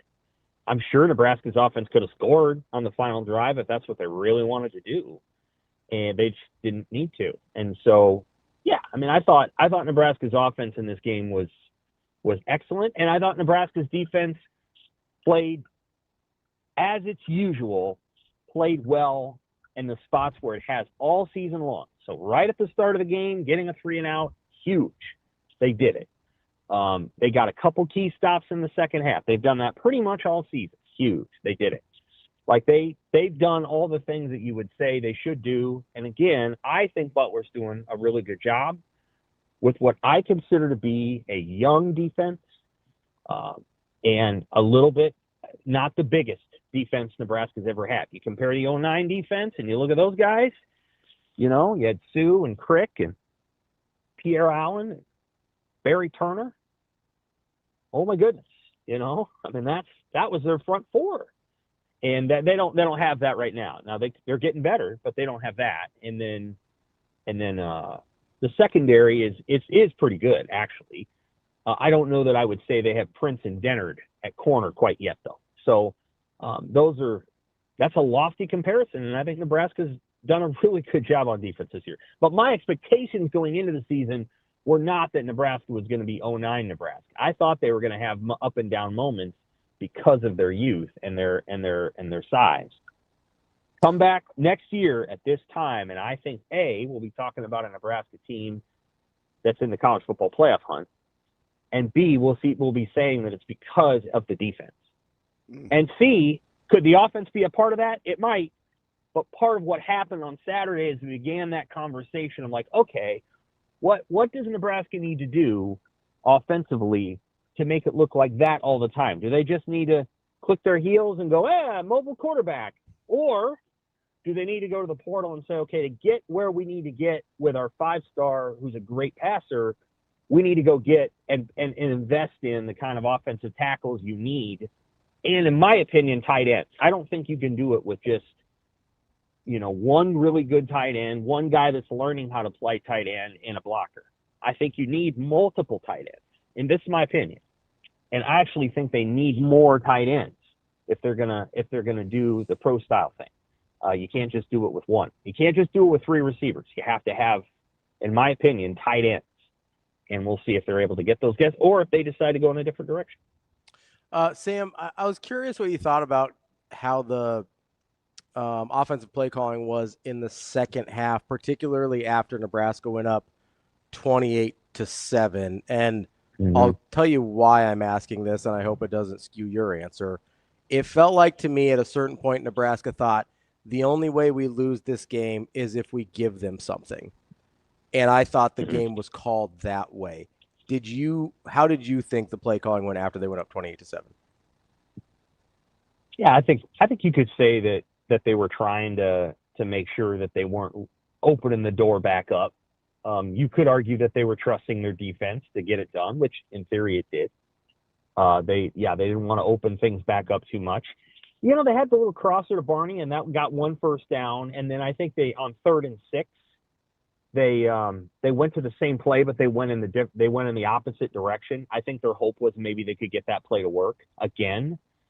And Lateef made the throw, and Barney made the catch. But that UCLA sniffed it out. So maybe that 3rd down you could have done something different.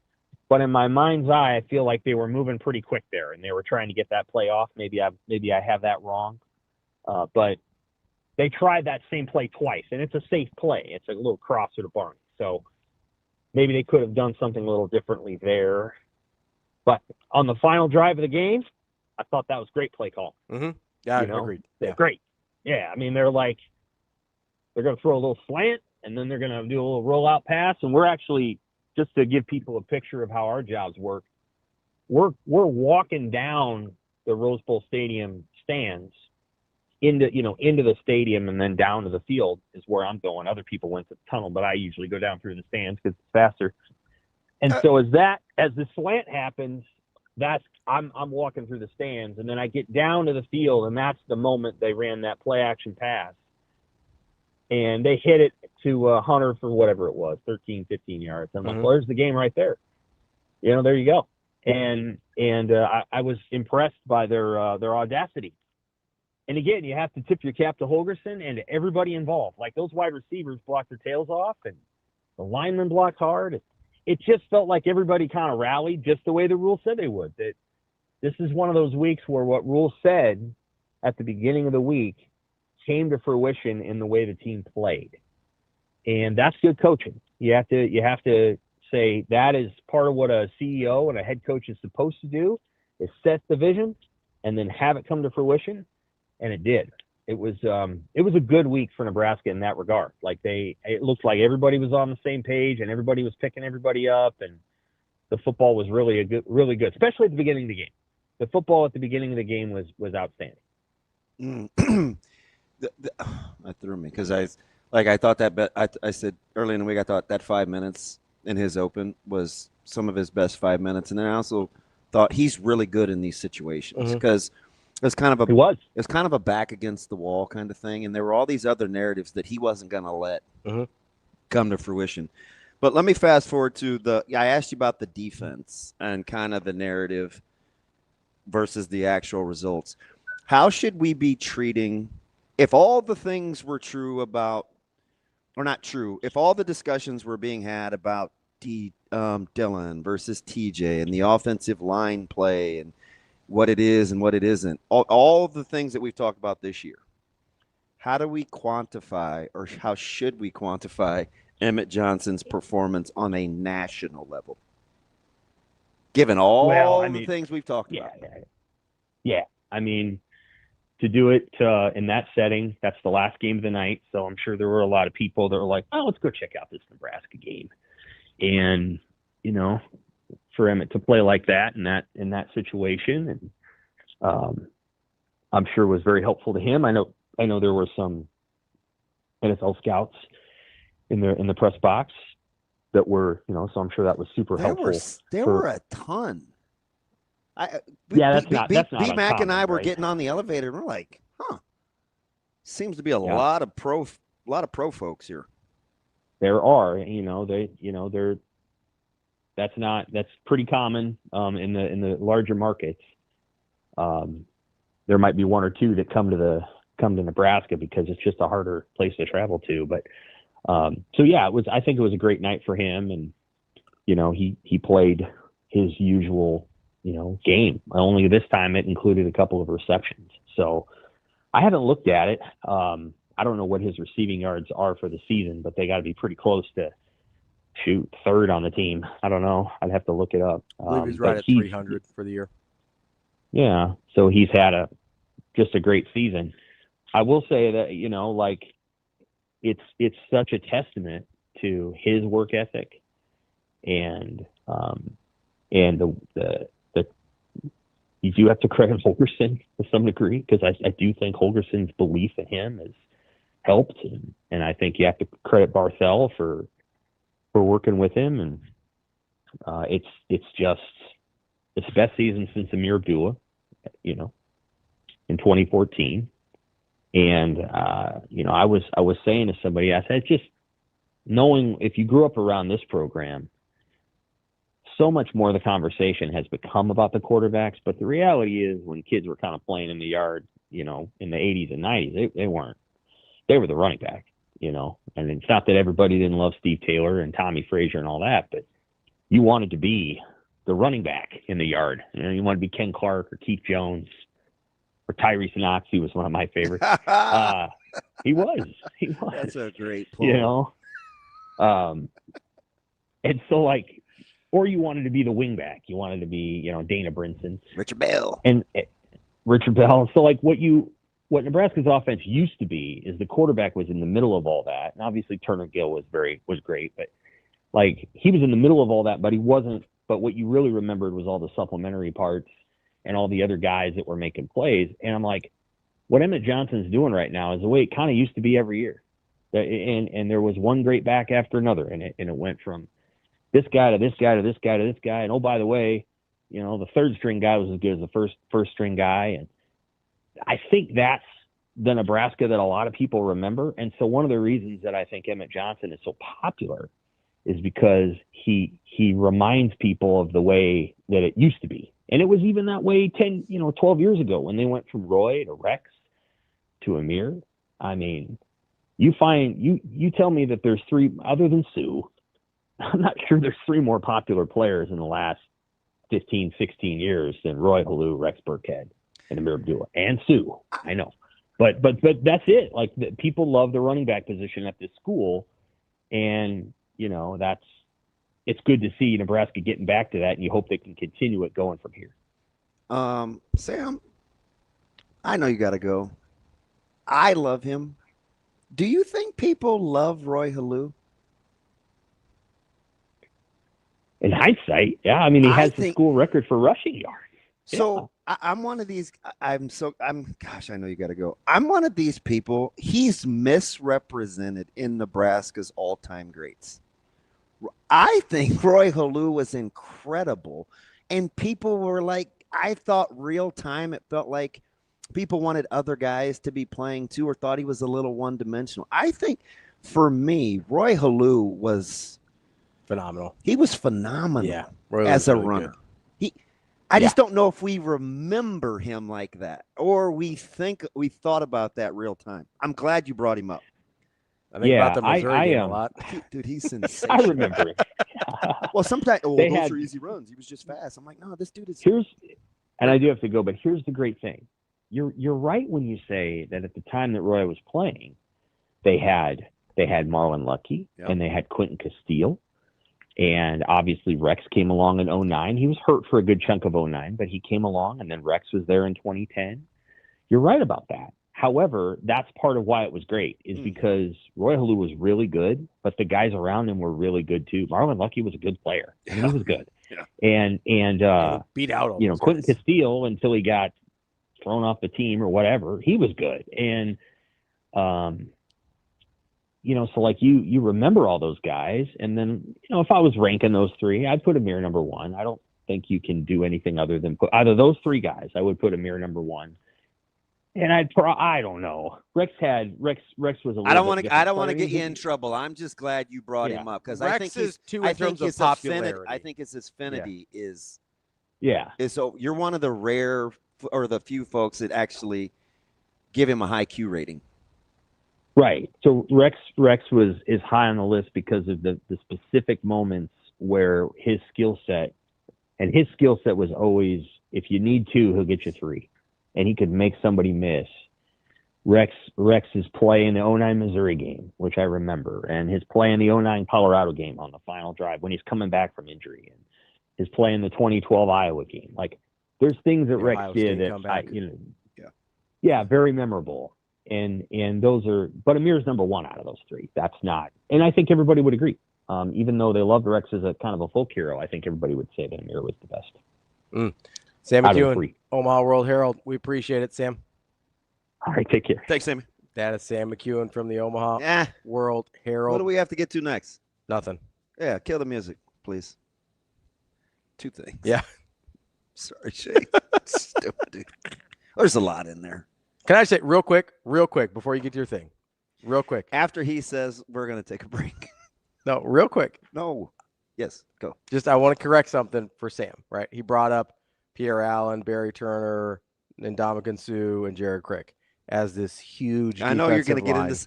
You're so weird. I just want to do your thing. I'm not going to let people get away with it when it's not accurate. Go ahead. The heaviest guy on that line was 300 pounds. That was Ndamukong Suh. Jared Crick was 285. Pierre Allen and Barry Turner were both 265. How much do you think Elijah Judy weighs? If you don't knock it off. 300 pounds. Riley Van Poppel weighs 295. Williams Winery weighs 270. Keona Davis weighs 275. On average, Nebraska is bigger across the line this year than they were in 2009. You know what the difference is? Ndamukong Suh. He's maybe the best defensive player, certainly this century. Go back as far as you want, and I'm not going to argue with you in terms of his ranking on best college defensive players of all time. That 09 season is the most dominant I've ever seen a single college football player ever be on the defensive side of the ball. That's the difference. It wasn't their size. They were smaller in 09. Anyway, go ahead. What were your two things? Do you get into conference comparison, the Big 12 versus the Big 10 at that time? Sure, if you want to. Because they're playing different styles, 100%. But Nebraska famously two-gapped. Yeah. With an undersized line, which is much more difficult to play. With smaller guys. Yes. Yeah. Something to think about. Anyway. It's a lot easier when you have Ndamukong Suh. So I got a good buddy. And I'm going to forget this point because I worry sometimes when we talk generally that each particular person gets offended. Well, he's not talking about me, or I'm not like that, or so we're just the general. What do you like to say? The royal we. The royal we. Yeah. So my man MK hits me with this, and he's a thinker to begin with. So, but this is his perspective. Mm-hmm. He said, "I'm a little behind." Because he's obviously listening on the stream. But fans can absolutely look at this team with a growth mindset. It's the difference between being mature and emotionally immature. I think Sam is selling fans short. So two things. Number one, not surprised that that's how MK thinks. But number two, I think Sam is talking about the information he receives. So when people are emailing Sam right after games, or Evan, who, by the way, for a guy that says very little, I think is fantastic. Yeah? Yeah, I'm a big Evan Bland guy. I don't know him very much at all. He doesn't give you a ton. Yeah. Right? But he's I was running into him a couple I don't times. even know why I thought that. I was just – because when Sam was telling the story, I was like, oh, does Evan walk with you down the bleacher or the – because Sam is right. Yeah. It's faster. Yeah. Way faster. B-Mac threw me under the bus because he knew it was faster. He's like, no, we can get down to the stadium like this. And I was like, but where's Cassidy? And Ben's like, no, this is faster. And I was like, oh, it's faster. But anyway, I think if you're emailing and responding real time, like right after, it's not a good time. It's not probably a good time. But in Sam's defense, that's probably who he's talking about. Absolutely. When he's telling the story, right? For Because if you have immediate hot takes on big picture stuff, there's probably a difference between mature and emotionally. You know what I mean? That's why in the post game, to MK's point, I try and stay about the game. I try not to make big sweeping judgments. I try and talk about, and sometimes I do it anyway because I'm a person and I mess up. I try and stay right in the wheelhouse of like what we just watched because I haven't had a chance to rewatch it yet. Yeah. Like I think there's a lot of truth there. So the thing that drives me crazy about like this, I like the fact that he used the term growth mindset too, because I think that's how you have to look at it, because you want progress as opposed to like just whatever. You just want growth. Like young Trey Taylor said last week, if you can't see it. My only pushback on some of that is Nebraska always gets the caveat. So when I'm saying, well, we hate when we do that with Nebraska. Do you know how many times we could have talked give versus keep with Dylan and Emmett? Yeah. Or catch a ball versus not catch a ball? Or like, I mean, we did it last week with we did it last week when Dana's like, oh, if we had done this, Barney scores. Yeah. And people don't like that. Yeah, right? they're like, well, I mean, you didn't do it though, so it doesn't matter. So I bristle. Yeah. No, I get it. When I hear it, because we don't operate on an objective street. I don't care what your opinion is. I really don't. But when you can look at it and say, this is the thing that happened. You're just not willing to look at like what happened. What happened? Yeah. That's where it's like, but okay, well, what are you seeing? Well, I can feel the way I want to. Yeah, but what are you basing that on? That's all I'm asking. Man. What? That brings up some other things that I feel a certain way about. We may need to take a break first. Do you really want to go back and talk give versus keep? And if we kept every time we should, we're not talking about if we have a mobile or the threat of a run. No. We're just not. So to eliminate it all, I don't do the what if. Like people like to do, well, if he'd have caught it. You know what? He didn't. Yeah. And when you're playing, it's not always ideal. That's what makes the competitive game. Yeah, you're not operating under ideal circumstances most of the time. But we oh man. We're like, if this had happened or if they had done this or whatever. That, man. And I hate it.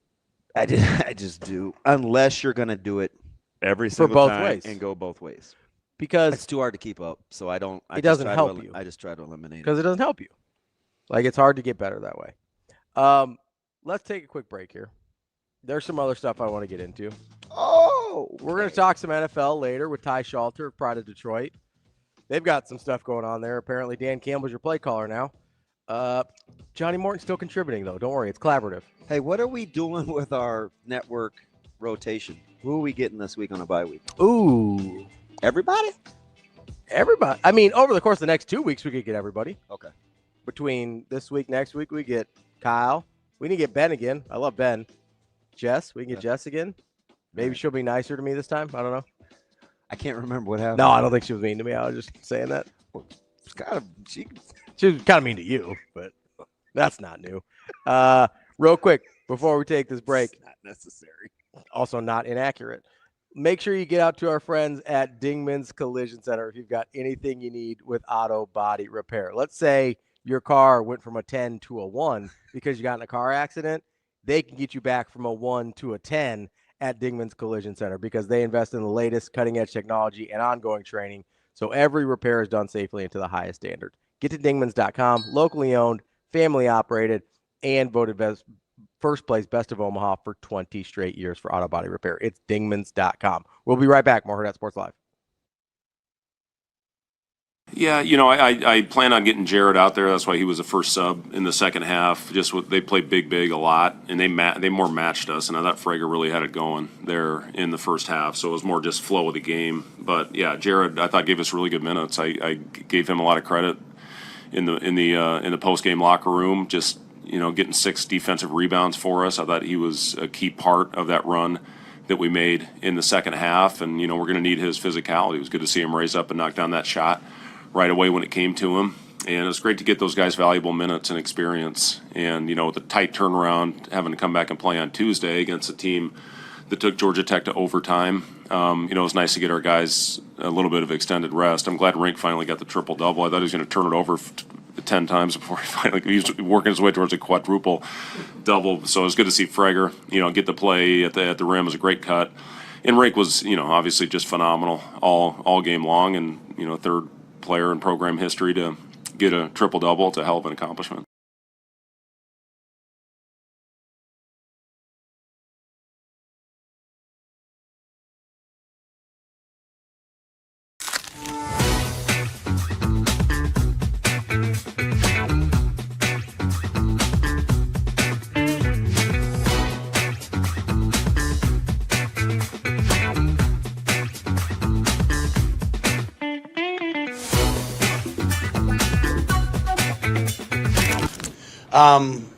Well, obviously, first of all, what a great football game. A lot of credit to them. I thought number 9 I thought Nico was fantastic and just an absolute warrior. That first drive we hit him so many times. I didn't know how long he could do that, and he just did it all night.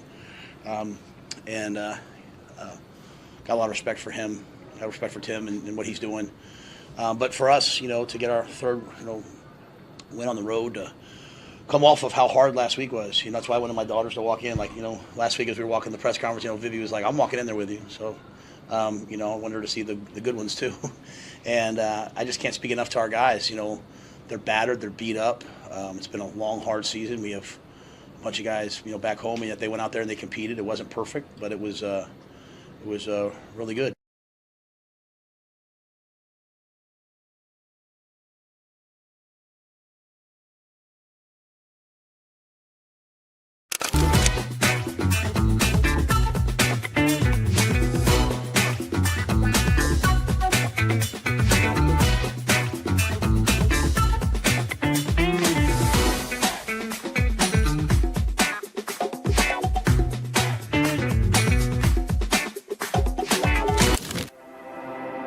A successful financial future is built one coin at a time.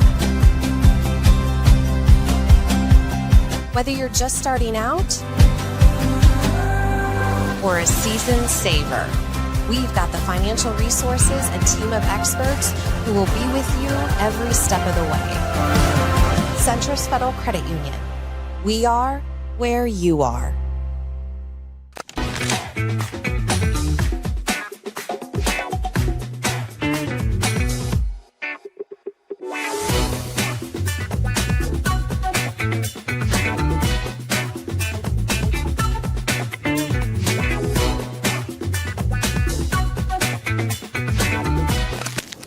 Yeah, I'm proud of him, man. I'm super proud of him. Everybody on this team knows that he started off the week of practice, and he was really focused on the little details. And just, I remember we had a team compete early in the week, and he told Coach, the next day of practice, he said, "Can we do team compete again?" And that just shows the competitor he is, and that showed today on the field. So I'm really, really proud of him, man, and I'm excited for his future. I mean, it was great, different. I mean, it was like a culture shock. It was like, whoa, it just hit me. It hit me quick. But that's what practice is for. So I got the opportunity to have a great week of practice. So that's why it was on display tonight. I mean, shoot, I was just really trying to soak the whole moment up. Like, it was crazy. I was really just trying to soak it in. It was my first time playing in the Rose Bowl, so I was just trying to soak it all up. But man, it was a blessing. It was nice. How did you keep your just had a what's next mentality. What's next? Just breathing, taking it one snap at a time, and just trying to execute to the best of my ability.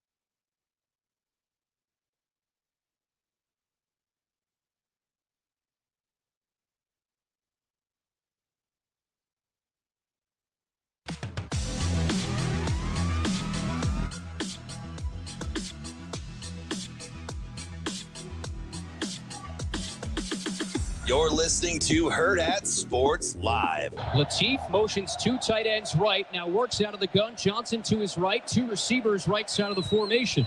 Barney again motions left. Snap, play fake, Lateef guns one right, twisting attempted. Barney hold on. Touchdown Huskers! And out to the far right. Barney left. He caught it in traffic on a back pedal, crashing over the front right pylon. And the Huskers take their opening drive for 6.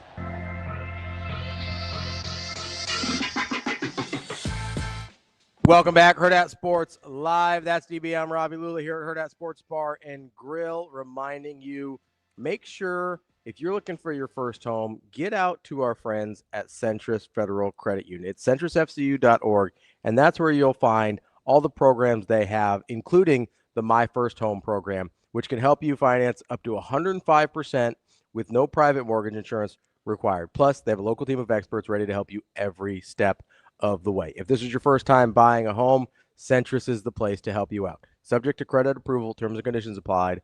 Federally insured by NCUA and an equal housing lender.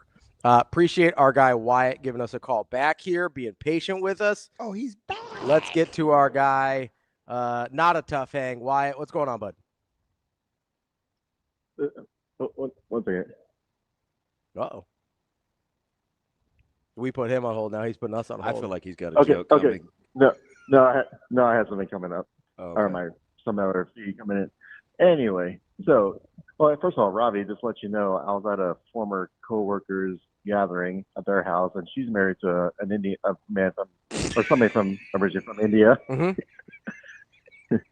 And in the nice house, in the dining room, they had a giant picture of this elephant there, and in my whole mind, my thing was Dancing with Elephants was always going through my mind the whole time. You want to know what's hanging? The food was fantastic, by the way. Do you want to know what was hanging in my parents' house when I was growing up? This is a true story. So, my dad's Hindu, and there is a kind of a deity prophet type person named Sai Baba that they like kind of worship or whatever. And so there's a giant picture of this guy in my parents' house as soon as you walk in the door when I was a kid. And every time anybody new came over, they'd be like, kind of weird, your dad has like a glamour shot of himself right when you walk in the door. And I was like, that's not my dad. Oh, Lord. Anyway, continue. What's up? What's up? Anyway, the food was fantastic too, by the way. But your dad might know him too. But anyway, they probably go to temple together, if I had to guess. I think in different religion. Oh, gotcha. Okay, maybe not. Then. They probably work together in IT. Well, he does actually. But anyway, my question is: it was either that or a heart surgery, and I had a 50-50 shot. The former. What's up, bud? Yeah. Okay. So, and this is maybe a little we gotta lead the country I think in race relations, don't we? Listen, we're just keeping it together. All right, Well, between the NIL. three of us, you know, I was gonna say, a we lot of could- background. Between the three of us, we've got. How about it this one? Just you guys. No, we got like half the planet covered population-wise. We're in good shape here. We're very representative of the world. Yeah. Okay. Now I get the Africa, All I right. get the continent thing. Yeah, you get the whole continent. You're good to go. 1, 10. I just think we're a very representative program. Knock it off. I'm half white too, so I get a little extra. Getting some of the Europeans up in here. Oh wow. What's up, Wyatt? I don't know. My last name's German, so I don't know. Read that. You're awful. Go ahead, Wyatt. I'm sorry. NIL. Yeah, no. So this might be jumping to conclusions. But, I mean, we got to wait till how TJ plays the next couple of games. But assuming he plays well for next year's NIL, because I assume that will mean he's going to need a bigger bump in his NIL pay. And then assuming, I don't know if EJ would come back or not. So how much does this situation now, I will say, throw a wrench into next year's planning for roster management in terms of like the NIL and all that? You want to I obviously don't know, but I think they'll move lots of monies around. Yeah. Some guys will make a little more. Yeah. Some guys will need a raise. Some guys will not be getting as much. Yeah. Like they'll figure it out. Right. It's like And it's like when you go online and you look at your banking app. The things that are most important to you are what you spend your money on. It'll just reveal itself. And then from the coach's perspective, ideally, are they thinking like ideally, you know, if TJ plays well this year, but then because of the red shirt that they would ideally like to keep his red shirt for next year, or does that not really a thing on the table anymore? I don't think it's really a thing on the table. I know Coach Rule is intimated, and I appreciate the call. Coach Rule's intimated the 5 for 5 was coming, then it was pulled off the table, and then it was it's table till next year at least. It sounds like. So I don't think we're talking about red shirts. Joe, the mayor, we used to always have this conversation. Not always, but like the last handful of years. The red shirting thing now is almost going to be, I would imagine, obsolete pretty soon. For some. Yeah. It'll be very situational because I don't think Coach Rule, if he gets this thing going to where he wants it, he still wants the tiered development. Sure.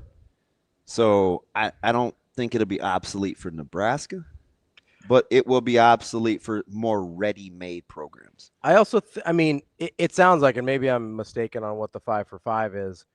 It sounds like it just won't be an actual thing. It'll be sort of more philosophical within the program. Yeah.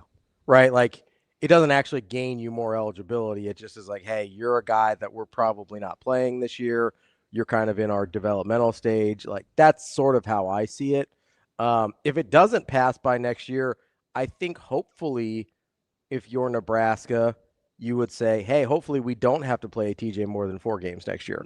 Right? With Dylan coming back, hopefully you're able to keep both of them and you say, hey, let's go have Dylan get a really good year, get him off to the NFL, and then you've got TJ ready-made, ready to go, who gets to redshirt next year, hopefully, and is ready to go as a redshirt sophomore. Because I think that was the original plan if Dylan stays healthy this year, is redshirt sophomore, TJ Lateef is ready to go be the starter. And I think long-term, that's kind of how you want it. You either want a true sophomore or redshirt sophomore starting, because then, like, you don't want to be in the habit of starting true freshman quarterbacks. Like, that doesn't work if you're trying to win at a high level. It's worked literally one time if you're trying to win at a super high level, and that's what Trevor Lawrence. I get it. And you don't want to play peekaboo with the schedule because, I hate that. But yeah, especially we have no idea who's going to be on anybody's team yet. But if you can extrapolate a little, that you'll be playing against some older teams next year. So I think you want to keep that in mind. Yeah. But fortunately, Nebraska will finally start to get a little older as well. Oh yeah, and they got, like I said, they got guys ready. Which I can't wait to see. What were you lamenting about? Now wait, is this lamenting or is this venting? Maybe a little bit both. I got super annoyed over the weekend, which I'm sure is shocking to you. I'm normally very even keeled. So obviously Wisconsin. Hang on. Yeah. Shane, will we or won't we laugh at this meltdown? Do you have any idea what's coming? I don't know. Did Penn State lose to UCLA? Okay, go. Nobody talks about that. That's the same Penn State team with Grunkmeyer. Yeah. A couple of weeks. Anyway, never mind. It's all right. Go. So Wisconsin beat Washington over the weekend, right? Yes. 13-10. Their punter was their leading passer. Horrifying ball game. That's all true. Like their punter was is awful. Really terrible to watch.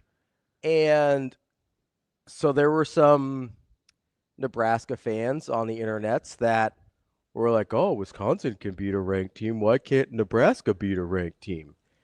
And can I just say, I can't tell if you're serious or not, or if you're just so snarky that you don't even know if you're serious or not anymore. Why are you? Okay. Because this is your fault. Because you told me not to let people off the hook. It's fine. And you gotta pick and choose your healthy battles. I only know one way to do that, and that is to be petty and snarky and keep receipts. That's how I don't let people off the hook. All right, fine, go. Would you like to change places with Wisconsin as a program? Is that what you're asking here? Because I don't understand unless that's what you're asking. Would you like to switch places with Wisconsin as a program who would absolutely have fired their head coach by now if they could find $30 million? But they can't, which is also not great for your program moving forward. I don't know if you know this. Money's going to help a lot in college football moving forward. Does Nebraska have money? Yeah, more than Wisconsin, it certainly seems like. Does Nebraska have more wins than Wisconsin the last 2 years? Yeah, I certainly think so. What is the point of talk? Like, what's the point? What is your point? Talking about, well, if Wisconsin can get a ranked win. Listen, Penn State almost beat Indiana this weekend. Do you want to beat Penn State this year instead of Nebraska? I don't. Can I give you some truth serum? Absolutely. So, as I'm disappointed, this is two quick things. As I'm disappointed about getting my DoorDash from Egg Tuck, I'm trying to find a place to dispose of it. Like I threw it in the trash, but our trash cans were like razor thin. If it was like wider than a pop can, it was not going in the trash cans. Whoever designed those trash cans, they should not be around. So I had to end up taking a plastic bag out and bagging up the food, and I put it in the hallway. And I apologize if that's not good behavior, but I didn't want my room smelling like Egg Tuck. So as I'm going through all this deal, I'm processing the outcomes of the Penn State Indiana thing. So two things, and I'm not a PP Tucker, I'm just gonna say bring it on, but I am human, and so I go through these emotions. I'm like, do I want Nebraska going to Penn State with no conference wins, or do I want them to get off the schneid? Or, if Penn State loses an emotional game. This is me. I don't know if you were thinking about this before, but I brought this up to you too. So No, so you started it with the goose egg thing. Yeah. The offer makes me nervous.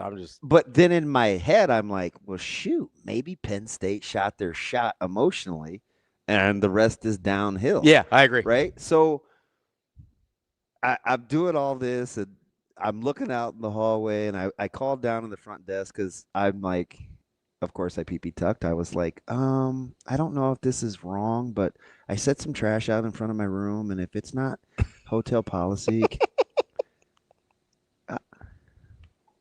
It's the voice you were doing. I'm sorry. You were doing a whole voice. I'm confiding in you. I'm sorry. So I'm like, I didn't understand exactly what they were saying. Mm-hmm. So for a multitude of reasons. So I hung up and I was like, what were those reasons? I'm just going to walk it down. Okay. So I walked the bag down and I put it in the nearest receptacle. But in the meantime, I was like, DB. It was more Kenny. I was like, DB/Kenny, what are you doing? Who cares what happens with Penn State? Use the bye week, do this, come off a win, get ready. You'll have a couple of coaches on the road recruiting. You get to start your game plan about 3 days earlier. We're going to fly into this little hole in the wall. We probably got to take a super crowded plane, and it's going to be uncomfortable because I hate this place. And let's just go get it. So I'm processing through all these things real time. And I say all that to say, at some point, I don't know when. I wanted to ask Sam, but he was giving these good, like you guys were going, which, by the way, I felt like a spectator during that interview. Oh, sorry. No, it's good. It's good because I get to listen. So I interrupt too much. I call it conversational. Again, I don't want to pull a you and let 7 people make me mad. At some point, and I don't know when, but when do you think Nebraska will have won enough or be good enough where we don't lead in with the other team and what they are or aren't? That's a hard question. Well, that's where we're trying to get. It is. That's a hard question. It really is because that's still what we do now because we're still on, No, you're right. It's a hard question because there's a part of me, and listen, I understand that the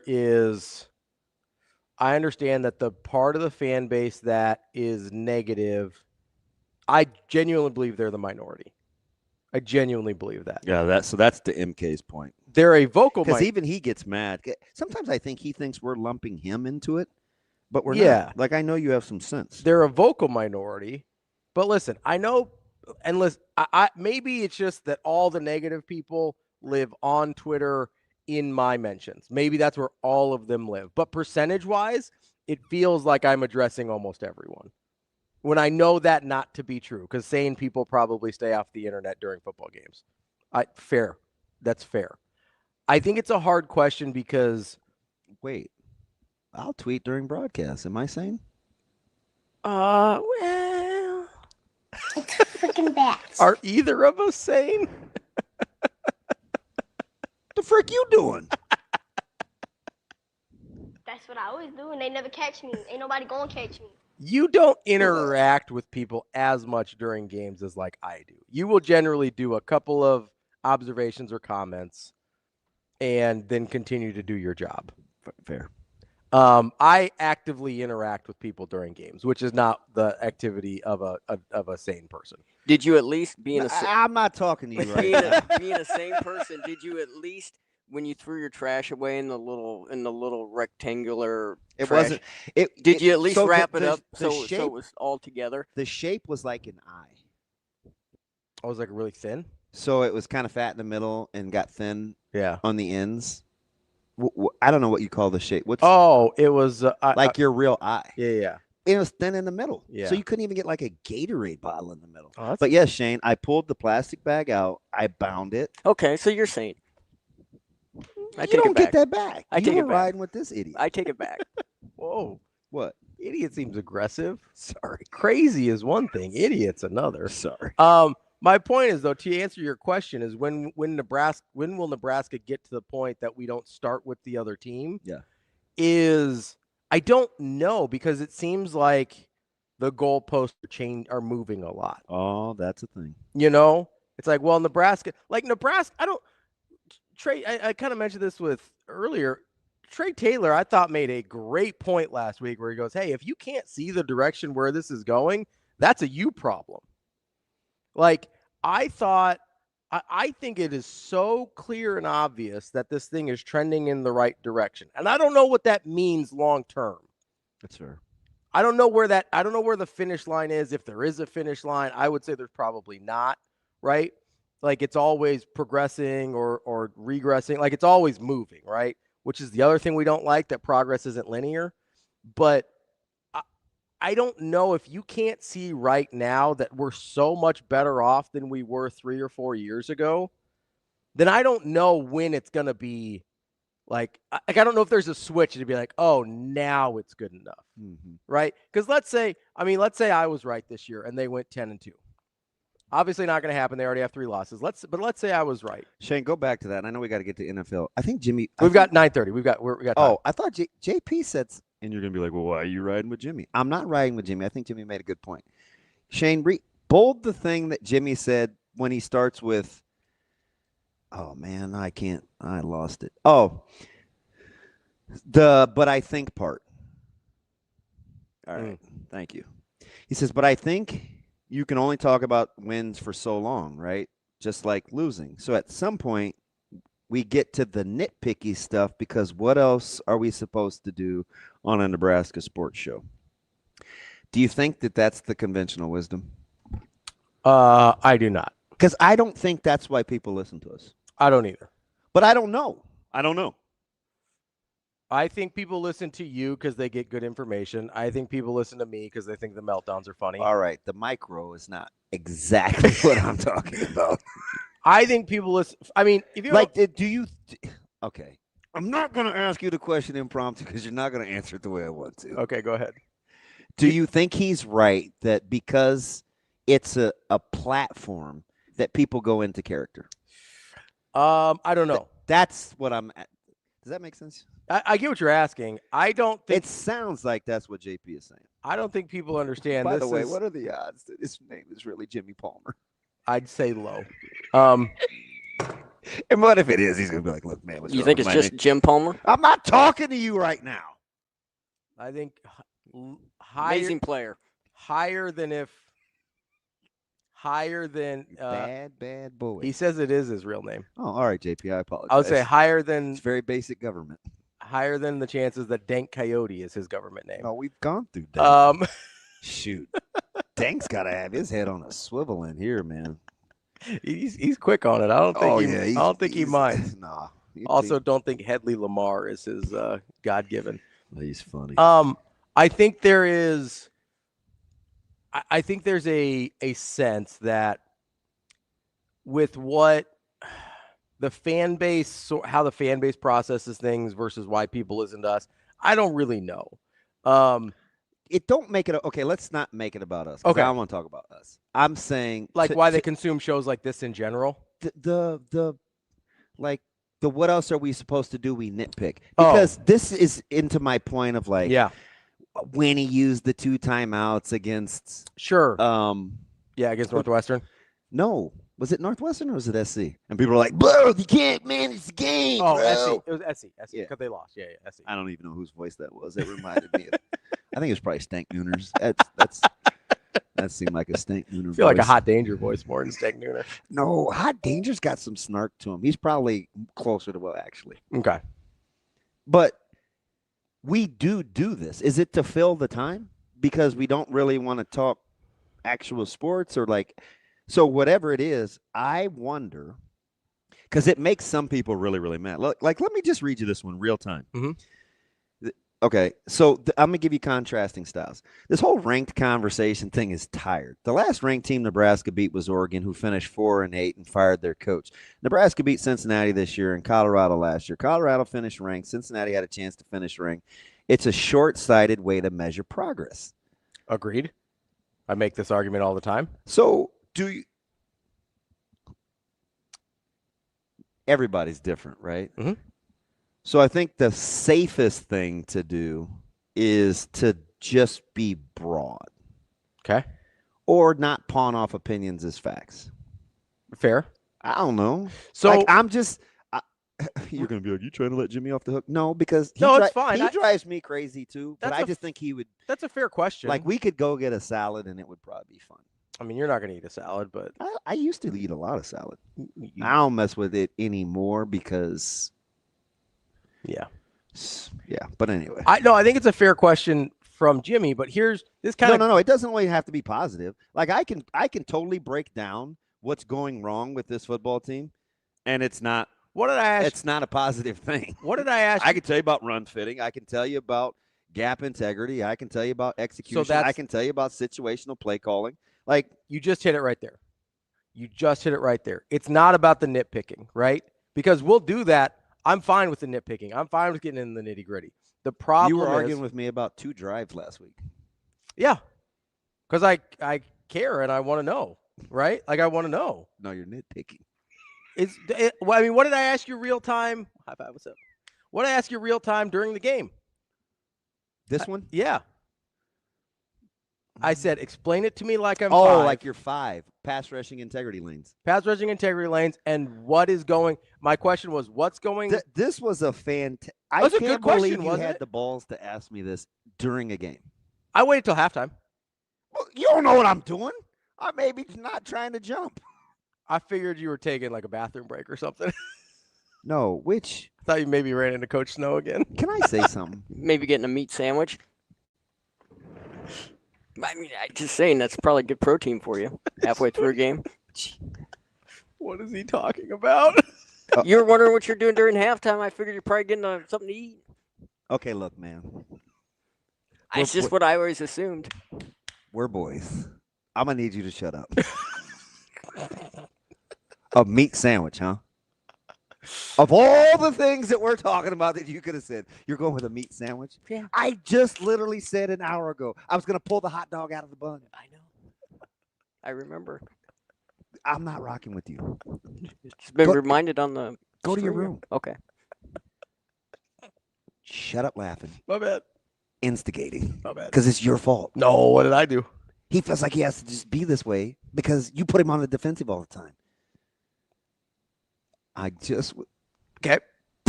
Stop it! I want to say this one thing. You know, if I had my drillers, he wouldn't even have a mic, so. Aw. That's a little excessive. Yeah, I'm not laughing at that. That's a bunch of crap.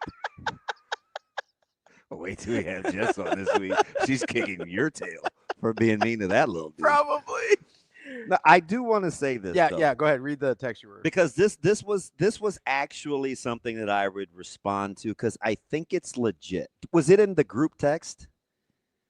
Oh, mine? Yeah. Yeah, it was. Okay. So you said in the group text, you said, explain it to me like. Go ahead. You can read it. Yeah, I said, explain it to me like I'm 5. What's going on the Nico scrambles? Is it, it doesn't have to do with the rush lane integrity, or is it simply, hey, this is the thing we're willing to give up because we don't think it can beat us? Yeah. So I said outside of ending up exactly where you start in a pass rush. Mm-hmm. So like in the exact lane. In the exact lane. Yeah. I said it's tough. You want to surround him without leaving any gaps in the middle for him to escape through. Which I thought they did a really good job of. It's just hard. Yeah. Like that's what I said. Like how many times did he escape middle? Man, too many. No, not enough. Not enough. a lot. No, not a lot. He had the one backbreaker was the one going to the north. Yeah. I think it was the drive that they ended up. It was But part he of got it was part of the 16-play drive Yeah. where I was like, fudge, they did that But right. he got outside a lot. He didn't go up the middle hardly at all. I was like, they did that right. Yeah. So that's actually something I can rock with. Mm-hmm. But conversely, like if you just said, man, they can't stop a container running quarterback. Could somebody you just spy him, man? And I said, hey, there's options here. Yeah, you can bring pressure again. Take the 4th and goal, QB run for a first down, heading to the north end zone. In which I said, hey, it's going to be QB run game. Look for D gap, going to be right on the edge. They did it anyway. First down, set up the next play. Versus you played that with a 5 down kind of base. Play it. Got the time, got your guys in position. Versus the 4th and whatever 2. Yeah, 1 or 2 on their side of the field. Yeah, where Nebraska stunted and played it differently, which was the play that Dylan Rogers and everybody was like, oh, the whole give keep thing, which whatever. They played it different defensively. Can I ask a question real quick about that play? Sure. How much does the stunt make it harder to make a decision on whether to give or keep? Very much so, because you're reading the wrong guy. Right. Okay. That's why I don't. I wanted to bring that up because it matters, right? There's a reason defensive line stunt in a situation like that where you're like, hey, we've seen them do this. We think they might do this. Let's make that harder on them. You want 10 minutes of a of a Zoom session yesterday, and I can say this without giving away game plan. Sure. Right? There's a couple of plays that Millard South likes to do out of the run game. So you got to decide, what do we want to take away? We want to take away this, we want to take away that. They're like, hey, when they do this play, this is the guy they trap. Mm-hmm. So the next conversation is, hey, against an odd front, if we show this, who do you think this will be against? And if we do this, who do you think this will be against? Mm-hmm. And then we surmise, okay, well, let's not show this. Then it's up to them to figure it out. Yeah. You're reading a different guy. Yeah, you think you're reading the right guy, and it's wrong. So that's why I never get into the whole what he should have done. Yeah. Number one, it's not that easy. And if it was always that easy, all the guys that draw arrows and stunts and stuff would always be right. Yeah. Number two is they don't account for human error, which is why you actually play sports. Mm-hmm. Number three is they're good on the other side too. Mm-hmm. So the cat and mouse is what actually makes it fun. That's why you get paid. Yeah. Right? So I just don't like that discussion. Yeah. Right? If everybody caught a ball that they were always supposed to catch, then we wouldn't care about the guys that never drop a ball. You wouldn't play the game. Yeah. Like if you're like, hey, if he gets this out, he's going to catch it like Yeah. that. Who cares?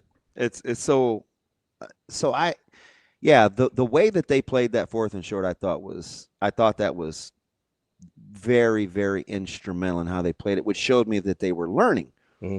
Which to land the plane is why I was like, ooh, I don't know about scared. Like, I don't think he's scared. I think there were times where Nico looked like the best player on the field. And situationally, this has to go to coaching. Mm-hmm. Just an isolated example. Do with it what you will. I'm not saying that John Butler is Buddy Ryan, but I will tell you, like, the evolution of being smart in game and the marker dry erase board, just look no further than those 2 plays. Pretty good. And look at the guy that was instrumental in doing it. He's subbing for one of your best defensive players all season. Mm-hmm. And you got him in a position to be successful, which is what every coach wants. Mm-hmm.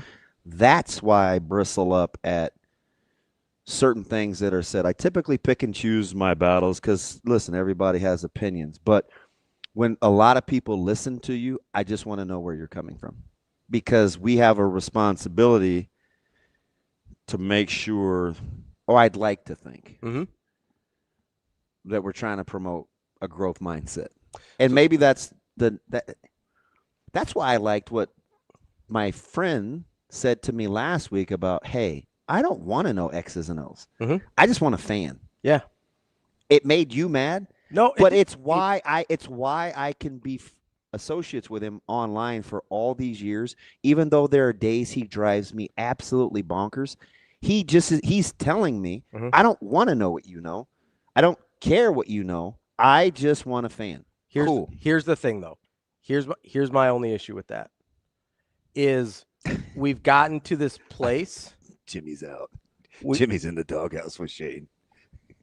We've gotten to this place, though. We don't do those kind of fans. Listen, if you just want to be a fan and you don't want to learn as much as you can, that's fine. I'm not asking you to. I'm also like, I know I've said like, hey, it helps a lot be less emotional if you watch a game a second time, right? I totally believe that. Even if you don't know the X's and O's, like even if you're not looking for that, just watch it a second time knowing what the outcome is. That makes you so much less emotional about what's happening. So can I have a geometry discussion on a screen, real time in a broadcast? Be being critical, but no, I work for whomever. My favorite. You have a son on the team. By the way, if it really mattered that he was on the team, he'd actually be starting because I think he can help you win games. Anywho, I just try to present the facts as is. What you do with it is up to you. So here's my only problem with the I just want a fan, I just want to do this, right? You can't be getting angry though. I mean, I can. Sorry. Okay, I can. You can. Here's what bothers me. I'm gonna have Brian call you. Is it's not just regular fans on Twitter. You mentioned if people have a platform. Captain is my guy. He drives you crazy. He says a lot of crazy things. Sure does. I'm still cool with him. That's fine. And listen, if you just want to be a fan and you want to be, he's a fan, which is fine. But here's the thing: your opinions, if you choose not to educate yourself, are not as valid as other people's opinions that do. That's fair. That's where I have a problem. If I go to a doctor and he says, you've got X, Y, and Z wrong with you, and then I go to my buddy who dropped out of high school and he says, I think it's this, I take his opinion less seriously. Personally. Can I ask a question? Sure. This is totally, it's kind of off topic, but not. Why do you think entitlement is typically a one-way street when we talk about entitlement? We think the team's entitled. We get mad if we talk about entitlement and these kids, but yet we want our vantage point sometimes seems like no one's more entitled than the fan base. It's also even sometimes it's media too. Sure, absolutely. Like I don't want to listen. I'm incredible. I feel accuse. No, you don't want to. Oh, you don't want to recuse. I don't want to absolve myself from of feeling entitled, because there are times I want to say, why would you argue with me? I know. Sure. And I feel entitled as somebody who grew up in the state of Nebraska, that Nebraska has a right and deserves to be at near the top of the college football world. You used to piss me off with that. That's fine. Remember those days? Yeah, 100%. I still piss you off just for other stuff now. No, but the whole accountability thing and do this, and I'm like, Ravi, like, we're trying to move this in the right. No, and we would we go back and forth. Yeah. But listen, I totally understand that that's why I feel so passionate about, like, Nebraska will find its way back to where I want them to be. Like, part of that is entitlement on my part, right? Because you're right when you say Nebraska being a college football power is more of an outlier than it is the way things should be. Yeah. Right. But guess what? I feel like it's a birthright. I'm not.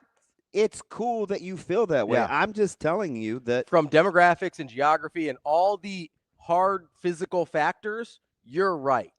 From nobody is going to sleep until this thing gets back on track, I'm right. That's fine. You know what I mean? I rock with that. Like, both of those things can be true. And this is the first time there were two firsts last week. Yeah. Right? I said on Monday, hammer Nebraska. And I also said it's my gut feeling that Coach Rule gets this thing right. Yeah. Right. So knowing that I feel that way, I have to be careful that not all the information that I process is skewed to get the desired outcome. Absolutely. So, I mean, that's just part of the growth mindset. That's part of why I bring this up, because I have the entitlement that at some point. You think I don't want to say, why are you playing that guy? Sure. Yeah. I think that a lot. There are certain guys, and I'm not going to hammer them. Knock it off. No, there's certain guys. I know, Coach Raiola, because you've admitted that you feel like you're the most hated coach in the state. You still do a good job. At multiple positions. I said it. He does do a Gotta good keep watering the bamboo. He does do I'm just saying, hey, just real quick here. How's Turner Corcoran been playing? Pretty good. Okay. Turner Corcoran play pretty good? Yeah. Yeah? Where are you going with this? I hate when you've been around me way too long. Is Elijah Pritchett pretty good? Yeah, he's playing significantly better. Has his penalties gone way down? Yeah. How's guard center guard look? Is it pretty good? Why are you doing this at my expense? Only Rocco Spindler, I would say, is probably the same player that they got when he got here. Yeah. Like, Rocco Spindler was good when he got here, and because I was told that Elijah Pritchett got ran out of Alabama, all of a sudden he's pretty good left tackle again. They played 4th and 5th defensive or offensive tackles against Northwestern, won that game, right? Gave up what was it, 1 sack? They've given up 2 sacks in the last 3 games. Backup tackles all over the place. Let's go to John. To this day. Shane, you're not off punishment yet. I still have one question left, so hopefully we hurry. Okay. For me? Let's get to John. Yes, for you. Probably not. Let's get to John real quick. John, what's going on, buddy? John, good morning. How's everybody doing this morning? Oh, I'm doing great. We're great.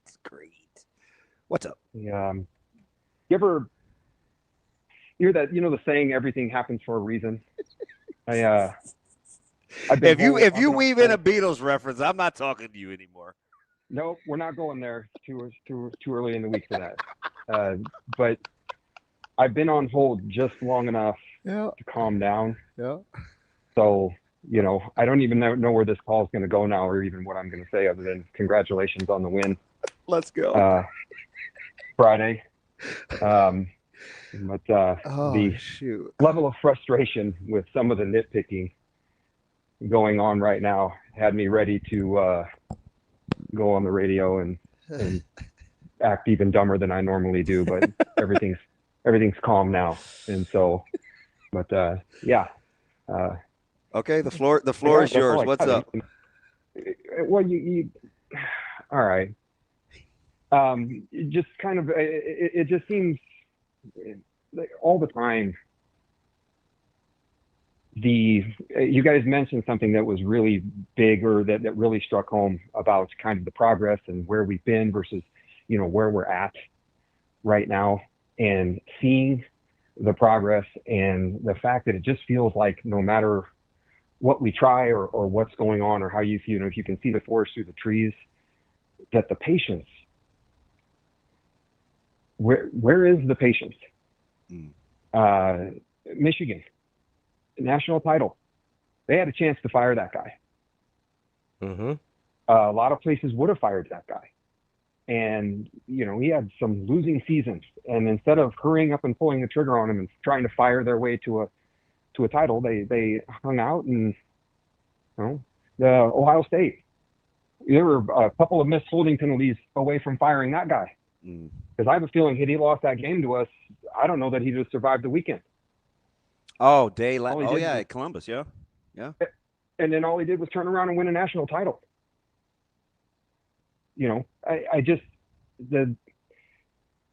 If you can't see the right things that are going on right now, I don't know what to tell you. I have my own theory on it, and it is the average person walking around probably couldn't coach a second grade flag football team to a 500 record. So what would they know? Damn. But I don't know. I see these guys. I've seen staff in the past be lazy, seem to not really work hard, not really get after it, not care, which I think is kind of that main component that you're looking for in the staff, that when you bring them in, man, these guys care. And I know this is going Homer, total Kool-Aid, and maybe this guy doesn't work. Who knows? Maybe he. Well, in your defense, though, you had a lot of good. I argued with you till the cows came home about Callahan, and I let you ride because you made enough. You made enough good points on keeping him.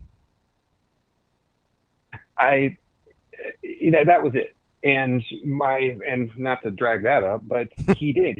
The one thing that you could always point to with him is that he was an 80-hour-a-week guy. He wasn't going to lose due to, being lazy. Yeah. He was going to game plan longer and harder than anyone else. Right fit? Obviously not. But this guy, man, loves it here. He loves it here. His family loves it here. He's working his tail off. Everybody saw the list of recruits that was at that game. I even think now that even the old school Nebraska fan that used to think, 7-8 years ago that we could get back to national prominence by just filling a team with walk-ons, I even think that person is now actually turned around after the Scott Frost era and goes, no, we need some of these guys too. We need some of these top end players. If we had 7 more Winaris running around and 7 more Rocco Spindler level players running around, or that type of guy, would we be having these conversations right now? So, all right, buddy. John, best wishes this week, man. Fascinating. I think the first one to 10 wins. That's it's gonna be a rock fight. That's for sure. Hey, I'm in any tips. I'm in uncharted water. Personal. I'll text you. I will say this though. One thing I'm definitely gonna do that I don't do is don't think we won't be talking about how no one thinks we're winning this game. So, and if you know one thing I get pissed about, it's that. Oh yeah. Well, that's you hear it all the time. That's why they play it. Yep. And so it's gonna be an exciting weekend. I'll reach out to him this week. John, appreciate the call, buddy. Tell him to take my call, John. You run that household. No, actually, you don't. Your wife does, but you can make him answer the phone. Good call there from John. We're going to get to Ty Shalter here in a minute, but he does have bad taste in music. I think GB Teamer brought up a good point here, and part of the reason that I will continually address these things, because it's not just it's the same reason that you wanted to address some things as well. There's certain media types that fuel the negativity fire in the fandom. It's good for business. Those are the people I'm not letting off the hook. I get people think I'm responding to random burners and things like that. 6x9 smoking burners. But there's a reason that I address some of these things. And it's because people with actual followings repeat them, start them, whatever it is. And that to me is important to squash. Because that's not good that's not good. Listen, what 3 categories did I put people into last week? Ball knowers, people know X's and O's. People that don't necessarily know X's and O's, but want to learn and want to get better. And people that profit off of negativity. I will always go after the third group because I'm not about that life. Coming up next, we're going to talk to Ty Shalter from Pride of Detroit. Get a little NFL sprinkled in here on a Monday. That's DB. I'm Ravi Lulla. It's Hurrdat Sports Live. How many national championships did John Cook coach the Nebraska volleyball Huskers to? 3? Was that a question mark or a period? I don't know. It's either 3 or 5. I think it's 3. It's at least 3. I think it's 3. I think it's 3. Stick with 3. I'll go 3. Gentlemen, it's 4. 2000, 05, 15, and 17. Store that in your memory bank. That's all right. How many national championships did John Cook coach the Huskers to? 4. 4. Good job.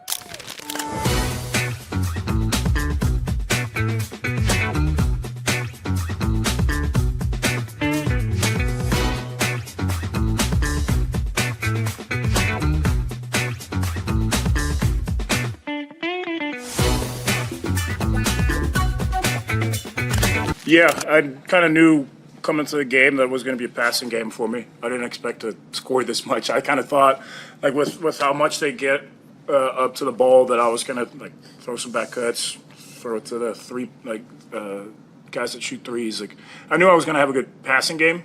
I didn't foresee it going well scoring wise either. But yeah, no, I knew there was going to be opportunities to kick it out, and hopefully Price gets it going from 3. And I know we got so many shooters. So we shot it insanely from 3 today, so that makes it fun to try and find shooters. Still working on it. I'd say today was a little bit easier with them just playing so high up to find back cutters a little easier. But still, like I had 9 assists and I started forcing a little too much. I had a couple turnovers that coach got pretty mad. So yeah, it's the timing's gotten better, but yeah, we'll keep getting better throughout the year.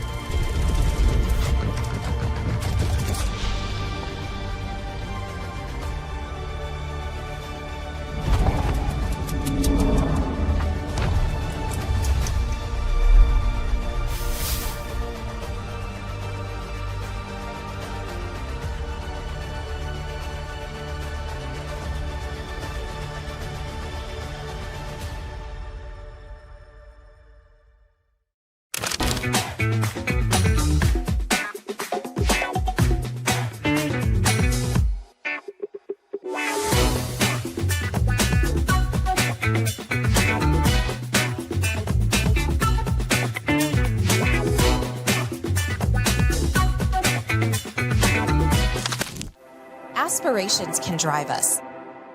Sometimes a simple gesture is what fuels the pursuit of a dream. When it's time to make your dream a reality, we are here to help.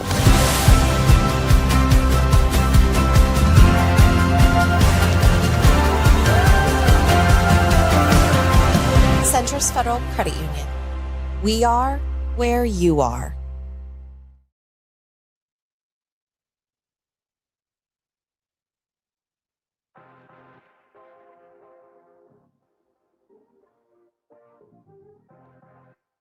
You're listening to Hurrdat Sports Live.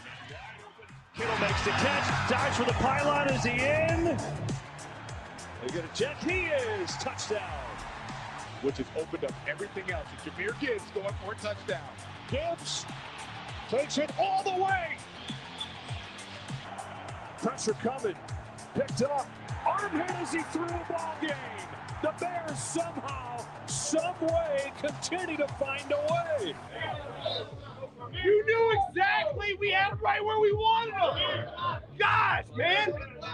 Goodness gracious. Hell of a job. Took all 60 minutes.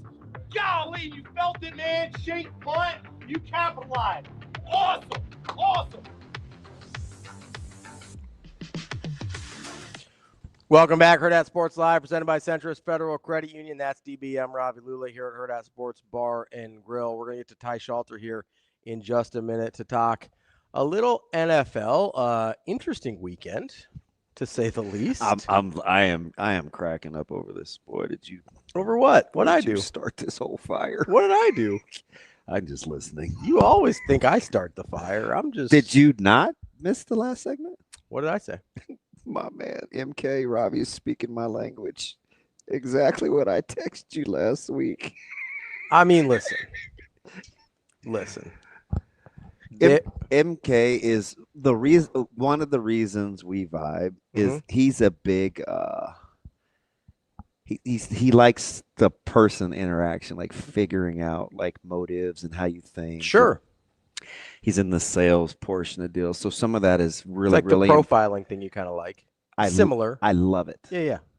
Right. So then you kind of know what you're doing with, because a lot of times I think, especially in like sales, sometimes it's not about talent. Sometimes it's just about can you read people? Yeah.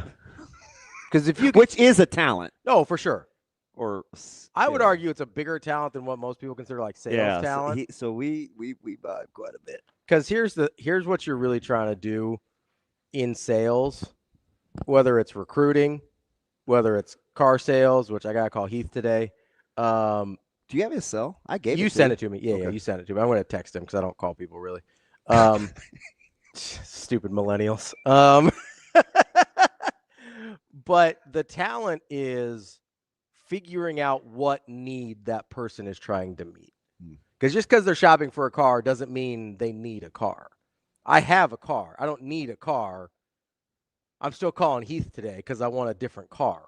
He has to, like, what need am I trying to meet in that situation, right? Like, Coach Rule goes and calls a recruit. That recruit wants to play college football. They want a certain amount of NIL money. Is it because they want $1 million, or is it because, hey, I'd like my mom not to live in the place she lives in anymore? Hal Holgerson has to call a game for Lateef. Absolutely. What need are we trying to meet with the thing that's happening right now? Maybe he's better at figuring out what need T.J. Lateef has than he is at figuring out what need Dylan Raiola has. I don't know. I have no idea. But that's the trick of it all, right? Shape, are we getting Ty or no? No. It's okay. Okay. But we'd probably get him later in the week now. Okay. Something else came up. What happened to the NFL? Maybe he was wondering if Caleb Williams is going to be a star. No, that's not what the question was. The question on the screen here at our favorite four-letter network. You are on one. I'm just saying, like. But apparently a lot of people are riding with you. You know how it, like, this is, you know how easy it would. He did the thing where he sits back in his seat. Are you ready? You know, we're picking up on those little things. You know how easy it would be to just like spew these lazy ass takes, like about Brian Dable, about anybody. I mean, like Caleb Williams has a fine day. They win 24-20.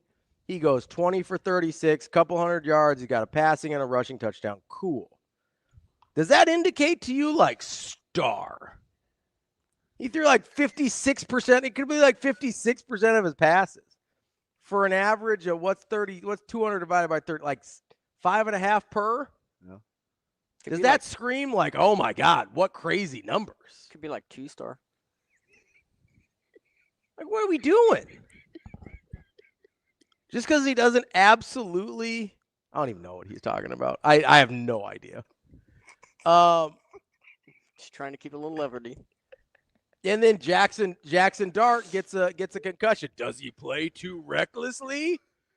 Let me tell you what, if he stops running, you lose a lot of what makes Jackson Dart.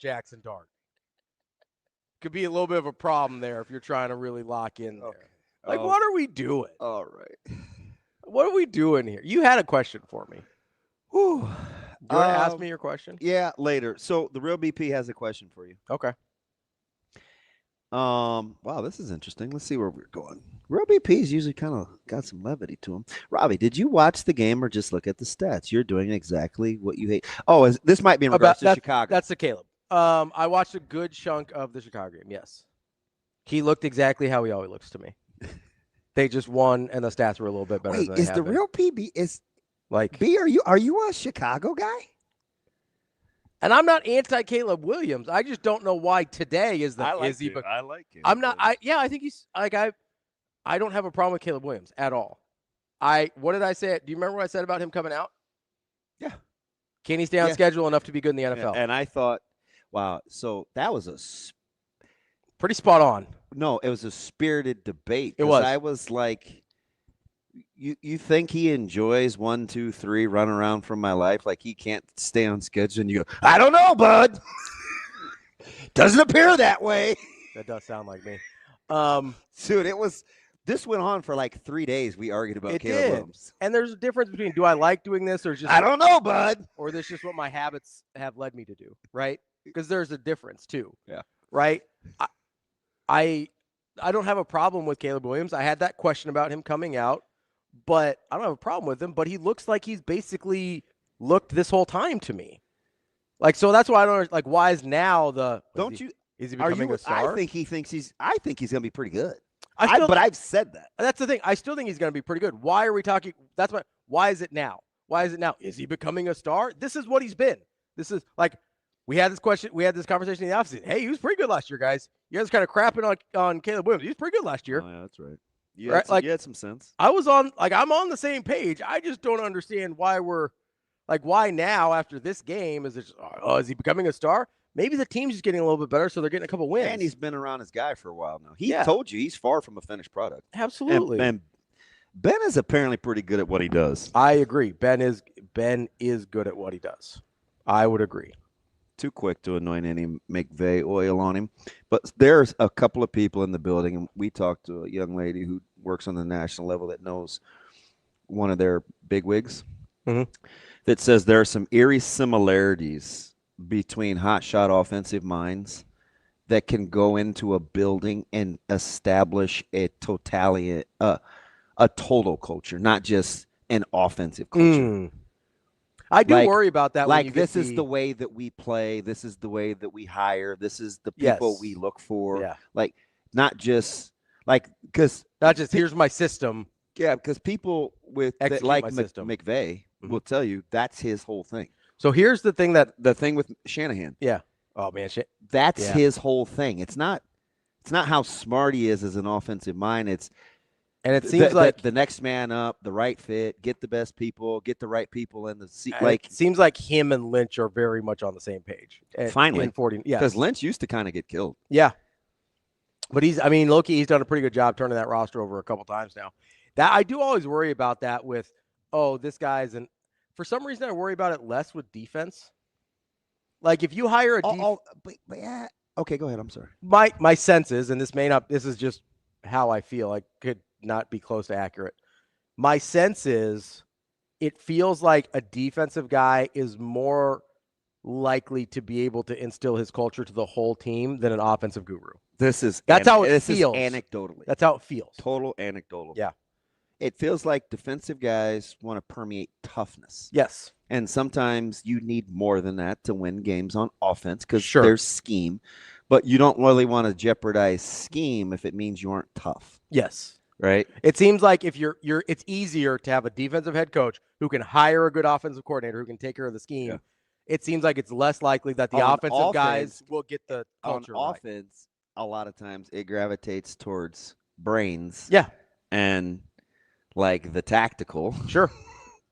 That's why I worry about versus the guts of the execution and technical. That's why I worry about some when they're like I worried about the Ben Johnson hire because I don't know. Like I don't know anything about him as a head coach or as a culture builder or anything because we give Dan Campbell all the credit as the culture builder in Detroit, right? Do you like the fact that Coach Rule spent time coaching offense even though he's a defensive line guy? Because I think that actually helps. I like that he's coached just about everything on a football team. Wow. And I'll tell you, he's like, the only thing I don't really know is secondary. I mean, so I talked to Snow. Yeah. So I talked to Butler.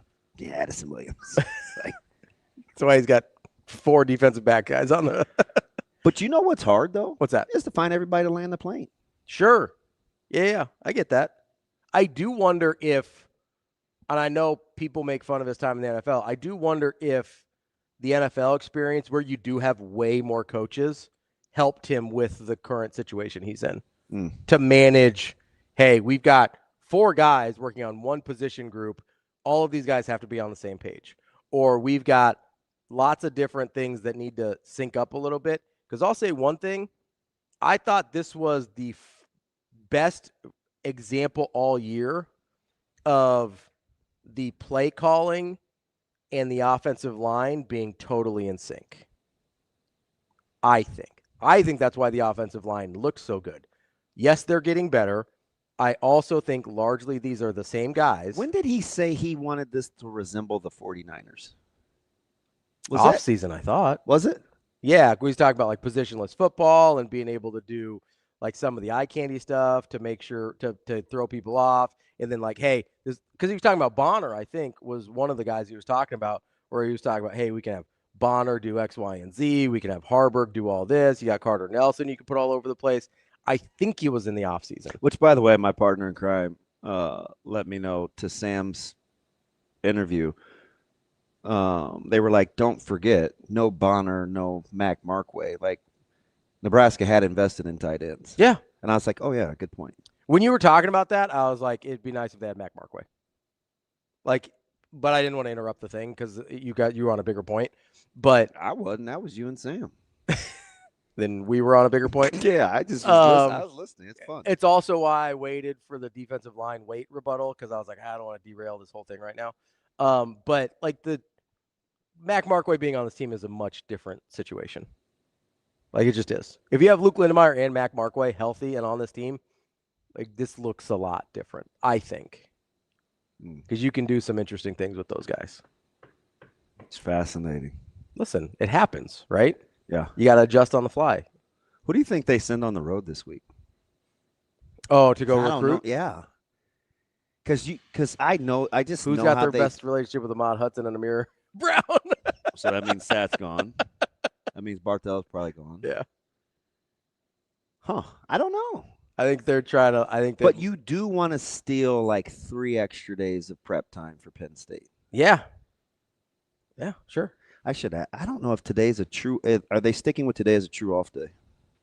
As much as they do with any, maybe. It's not like they ever have a lot of real off days. I know. I asked. They're always working a little bit. I was on their own a lot of the time, right? A lot of the guys just go. I was having a moment in my element. Benny Mack and I looking at grass, and one of the players came up from behind and gave me a hug, like a hug. And I thought it was Caleb at first because, I mean, there's only a handful of people that would do it. And I looked up and I was like, oh, man, what's up? I said, how you doing? So we were talking. I was like, hey, I apologize for waking you up on the plane. Everybody was – I kind of fell victim to – I wanted to say hello because I typically don't talk to those guys. Like I walk by But Nada was on the flight, so I wanted to go say hi to him. And I had to pass some players. So I was like, man, they're like, hey, did you see your boy? He's knocked out already. We haven't even taken off. And somebody made a funny joke about him not taking any days off. Like, well, if he would have, if he'd have done what he was supposed to do on blah, blah, blah, and blah, blah, blah, he wouldn't be trying to catch up, trying to make up. It's okay to say something positive. And I was like, oh, man, he's just a hard worker. So I was like, do I? Don't I? And Pet Shock was like, man, do it. And so I tapped him on the leg, and he was knocked. I mean, which is amazing because they had only been on the plane like 12 minutes. He's just ready to go. Man, had headphones on, so I tapped him on the leg, and I leaned in. This dude looked at me like I was a stranger, GTFO. I said, oh. My bad. Get some rest, big guy. And I went and walked off and sat back down, and he gave me a hug during the game, or before the game, and I was like, man. Say, hey, man, didn't mean to wake you up, yada, yada, yada. He's like, it's been a heavy work week. We want to do this, that, and the other. And, it's no rest for he just was giving me kind of a walkthrough of kind of how the week went for preparation. Right then and there, I wanted to hit RP up and be like, hey, man, I know I said hammer Nebraska. I mean, hammer Nebraska. Right? Like, first down, Huskers. Because you could just tell. It was so quiet on the plane, but I was afraid to say anything because I was misled at Minnesota, where I was mistaken dialed for not being able to match the juice. Nah, these guys were dialed. So the managing of the off days, you're in a routine now. So how did you use last time's bye from a preparation standpoint to continue to ramp up to get ready when you have momentum? It's something different that they're having to do that they haven't done before. They've had a bye week before, but this is different. Bye week, off the win, and a game in which is going to probably be a toss-up. How do you prepare for that? So we'll see it, and it'll be the first time that they've gone through it. Yeah. It's fascinating. I'm curious to see who they put on the road. Who did I wake up? I'm not telling. Maybe later. He was pissed. It has to be. First of all, it has to be somebody I'm pretty connected to, and it has to be somebody that has a propensity to be mad all the time. That'll narrow it down for you. I have I'll guess off air. Yeah. I'll take it. What was your question for me? It's not football related. That's okay. But I do want to know as a man. Okay. So I was telling this to Kyle and Ben, and so there's two things that bug me. And we just need to be better. So I didn't like the setup at the Rose Bowl. It's very old. Yes. It needs some renovations. Like, I think our chairs were from like the 80s. The seats were cracked. It's crammed. It's not great. But we had a secondary booth for Husker Vision because Kirk and Brandon and those guys, they make sure that those live feeds come back to the truck. Sure. So watching them over like these last handful of years, I'm like, God, these guys work their ass off. Like, I think people just think like it happens, but super detail oriented. So I'm over there going back and forth, trying to get a lay of the land. And I was like, oh, should I put my extra luggage over? No. We kind of roped off this deal. Don't mess it up over there. And I was like, oh, you guys treat me like a kid too, yada, yada, yada. So I'm like, I'm just going to go be occupied. So I decided to use the restroom. So I go to the restroom, which amazingly were probably the nicest thing in there. Huge receiving stalls. I mean, huge. Like, you had to be like Ray Charles to miss. And they're kind of low to the ground. Okay. So I was like, I come back in, and I'm telling B-Mac, and Kyle's got to be like, dude, you're an idiot. Stop talking to me. But so I'm telling him, I'm like, you know what? Like, I'm glad that UCLA, because it was crammed, and so I just was giving them something to be appreciative about, because the setup is not ideal. I'm like, at least they have nice bathrooms. They got nice, huge, pee stations. Like, be hard to miss the floor. Like, I can appreciate that. Like, everything's good. They had an extra set of hand sanitizer, and you're kind of like, yeah, whatever. So B-Mac comes in about an hour later, and he's like, yep, got our first puddle. Can't believe somebody missed. I'm like, you know what? It has to be intentional. Like, why do men miss when peeing? Number one, it's like 35 feet wide, the diameter. Okay.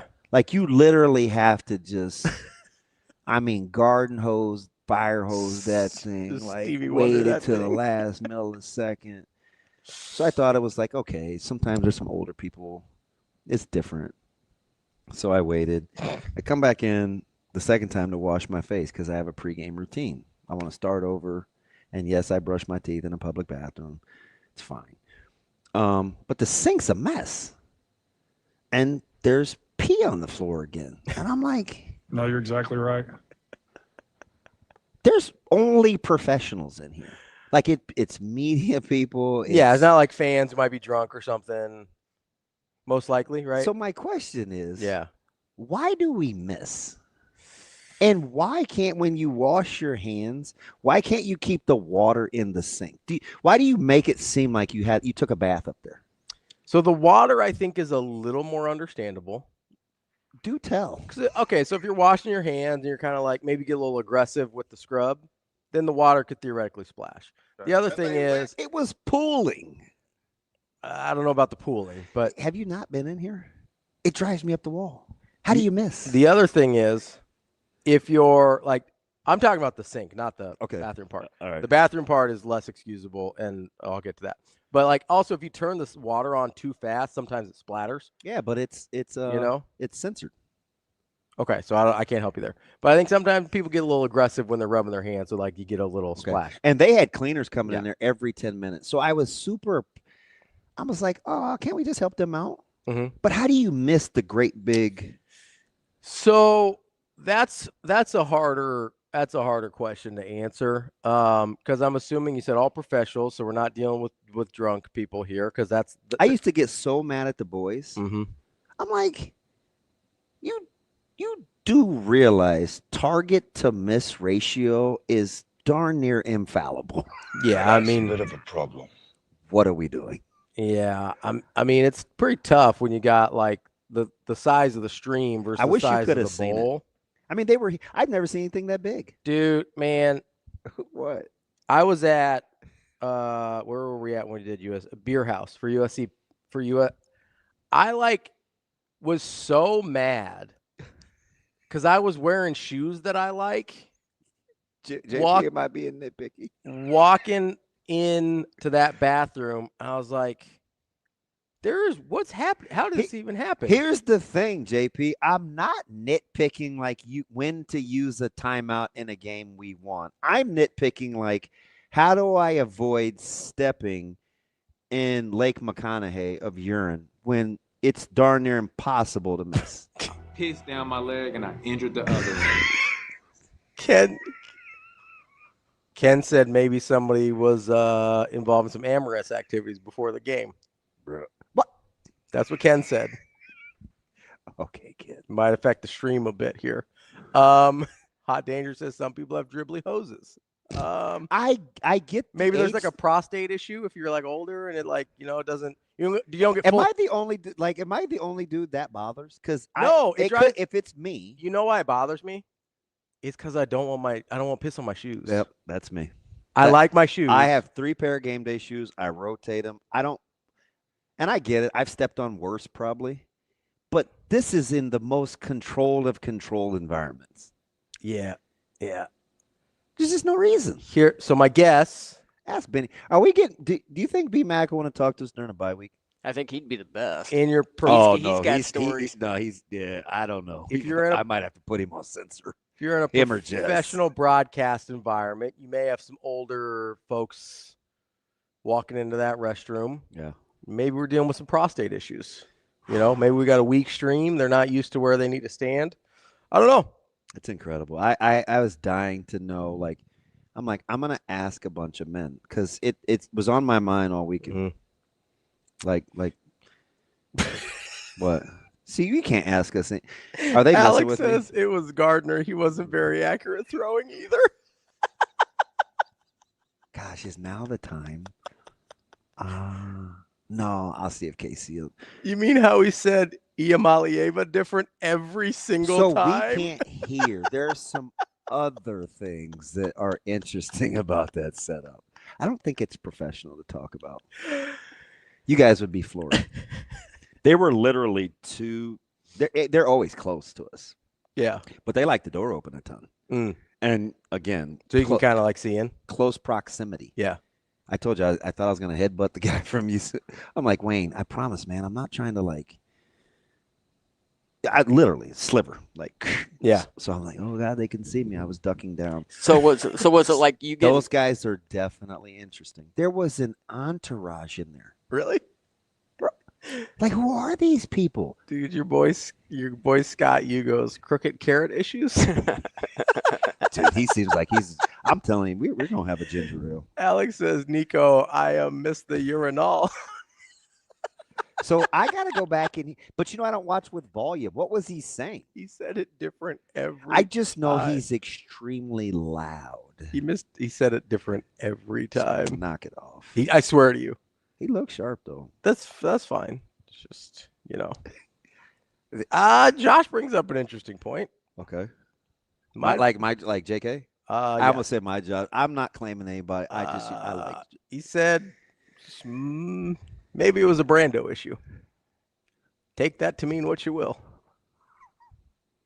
Age, activities. I don't know. They had more security. Hydration. I don't they know. all wore black suits, and it was like Fort Knox.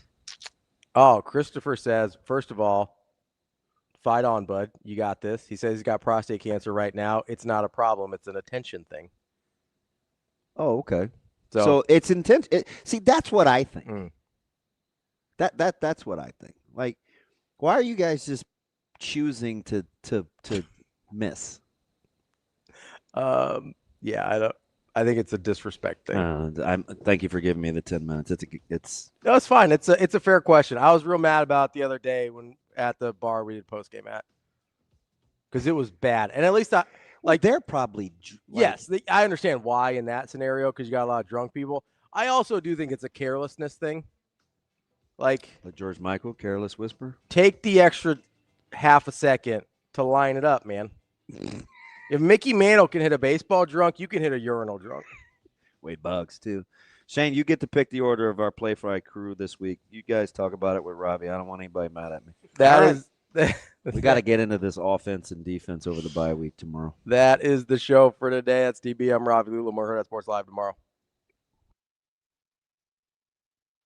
See you. Have a good day. Love you.